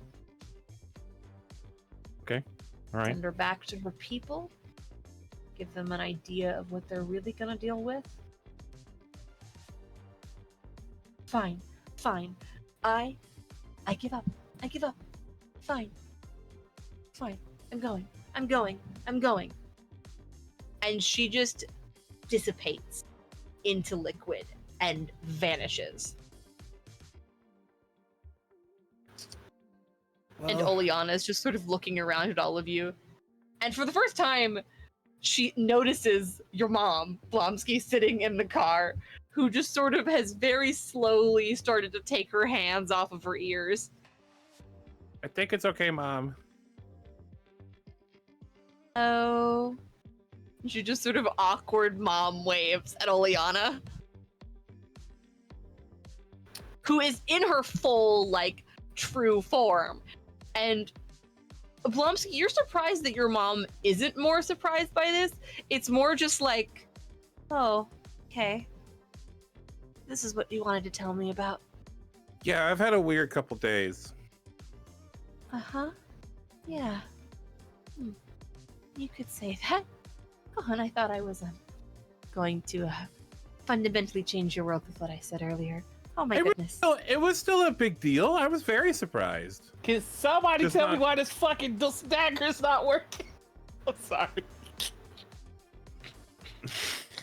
I'm sorry, Largo. And you watch as, in unison, Oleana and Hudson both sigh.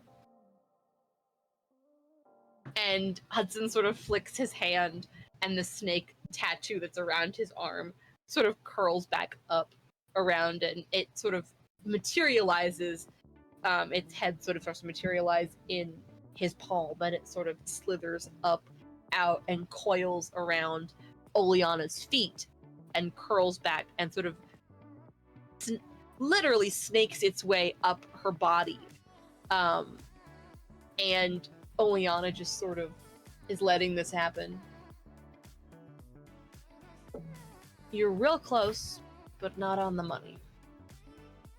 And The goo. the snake sinks its teeth into her side. And she just sort of... And it slithers back down and moves over to you, Largo. And it's just sort of sitting... It sort of coils up a little bit and is just sitting at you, looking up at you very expectantly, like waiting. I'm gonna hold up the dagger. And Just it the right amount of XP. it lifts its body up a little bit, and sinks its teeth into the metal, Oh, okay. and you watch where its fangs don't actually, like, it looks very strange, but its mouth sort of clamps around the dagger, and you watch as it's holding on to it, the etchings start to turn red. And the other two of you kind of put, as you're all standing there, you all kind of put two and two together as the red coils up and moves around the dagger, filling in the empty space, and it starts to glow a little bit. It starts to glow and pulse this very soft red color, and it doesn't do much more than that at first. It just sort of is glowing and is this very sort of interesting thing, and you can see more of the details in the etching, the design, and the snake lets go and sort of floops down and slithers its way back over to Hudson. And Largo, you're just looking at the dagger, waiting for it to complete its transformation. Please. You got to go with another cool name. He's like crying and laughing and smiling. Like, yes. So you really want it to be some big fancy sword, do you? Hudson's just sort of watching. The snake has kind of, it's not the tattoo, but it's like actually just like curled around his neck, and he's just sort of... Well, I mean, at first I did, but when I fought that lich, I mean, not lich, sorry, when I fought that fae, I mean, we can't really tell if she was a fae lich, so let's just call it even. When I fought them by myself, to a standstill before my weapon was even enchanted, or before I'd even officially become a paladin, I was thinking, yeah, I want this to be a sword, but I'm starting to appreciate it for what it is, and maybe there's something to this little dagger. It's not little. I mean, if for a dagger, it's pretty normal size. So there's something. You sort of just continue, and Hudson's just doing his thing and just letting you talk. He's just going. He's just going. And the rest of you, as you watch this, the dagger doesn't do anything else. It just continues to sort of let off this pale red light from the bits in the dagger that are now filled in. And Oleana just sort of... I have iron in my veins. I'm iron-kissed. That has the potential to take down a full-blooded fae. Oh. With the power of my blood, it can do that. I would never take you down. Oh, you couldn't take me down with it. That's a little different. But a true fae, seelie or unseelie regardless, that is a very dangerous weapon. I mean, I don't think you needed to say I could never take you down. Like, I'm pretty sure, like, give me a few more levels and I might be able to get there. Not that I would, because we're friends. Let's just say I think, Shit's getting serious.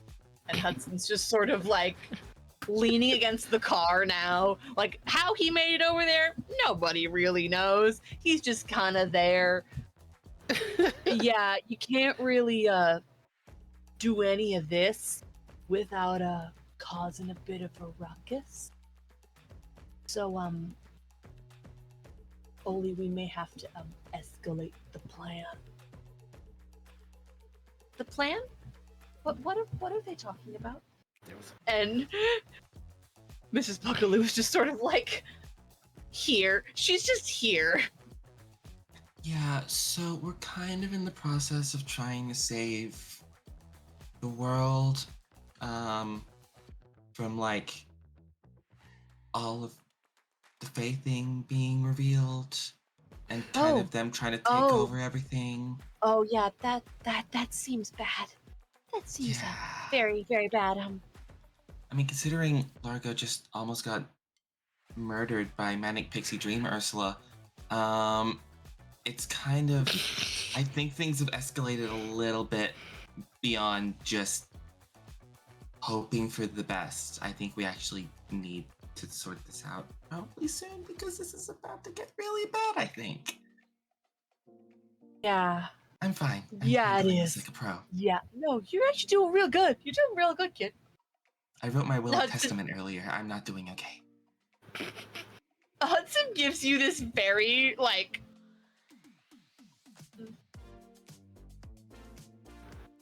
Okay. We'll unpack that later. and Oleana just sort of Didn't want to do it, but I don't think we have any other choice. Time to report.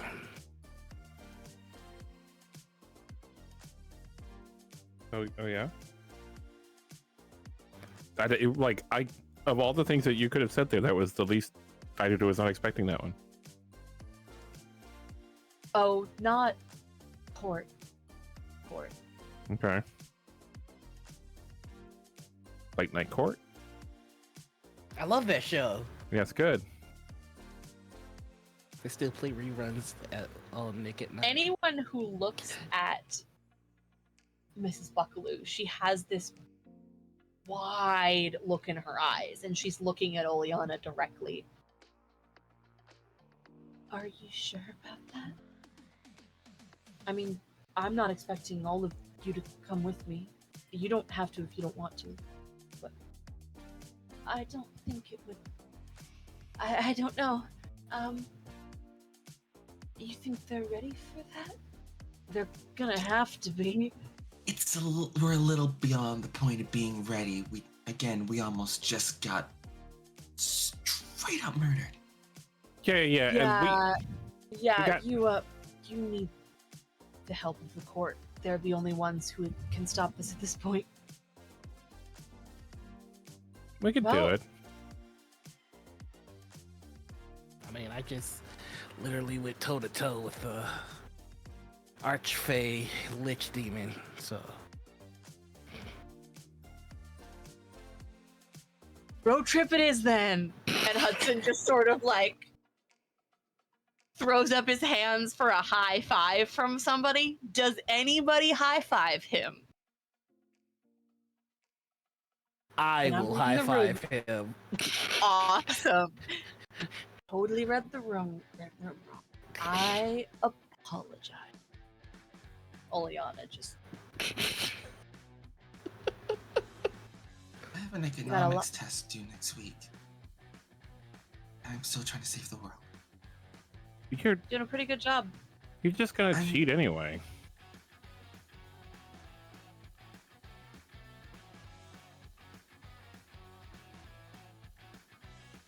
You're on my side, so I'm not gonna hit you with the tire iron. But I am real close to doing that. Oh yeah, tire irons. I remember when I used to need such crude weaponry. Not a lot to talk about, kids. And Oleana just sort of starts bringing you all in and nudging you towards the car. And that is where we will end this session, as you are all about to make your way to the court of Seattle to do whatever it is Oleana has planned for you all. The FBI, but the F stands for Faye. I thought you were gonna say something Thank you, everyone, for being here, for joining us in this nonsense. We all love you so much. Again, I am Lane. I am your GM for this amazing, amazing game. That has been so very fun to get to have you all here along with my amazing players.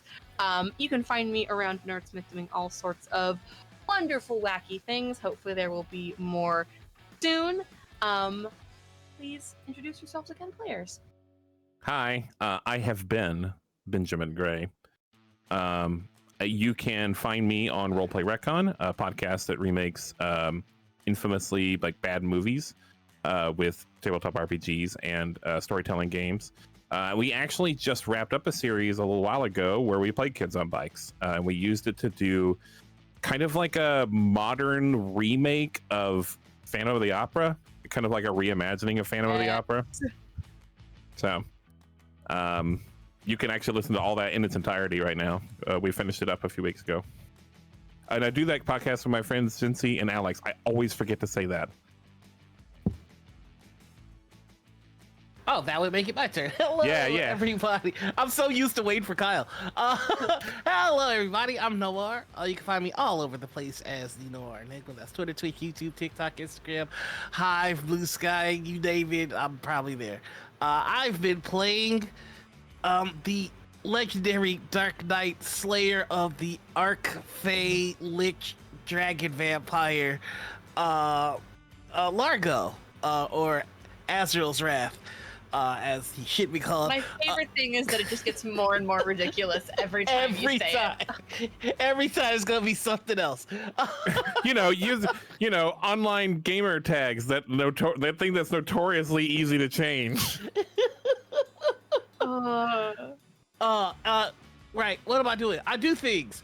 So every Friday you can find me over on Gen Con TV. I host their TTRPG news show, Table Takes. Then there's Table Take Plays afterwards, where we play a board game or TTRPG. You can find me every Saturday morning with on my talk show, Morning Ritual, that I do with my partner. Every Sunday evening over at Indoor Academy, where I am playing Apocalypse Keys.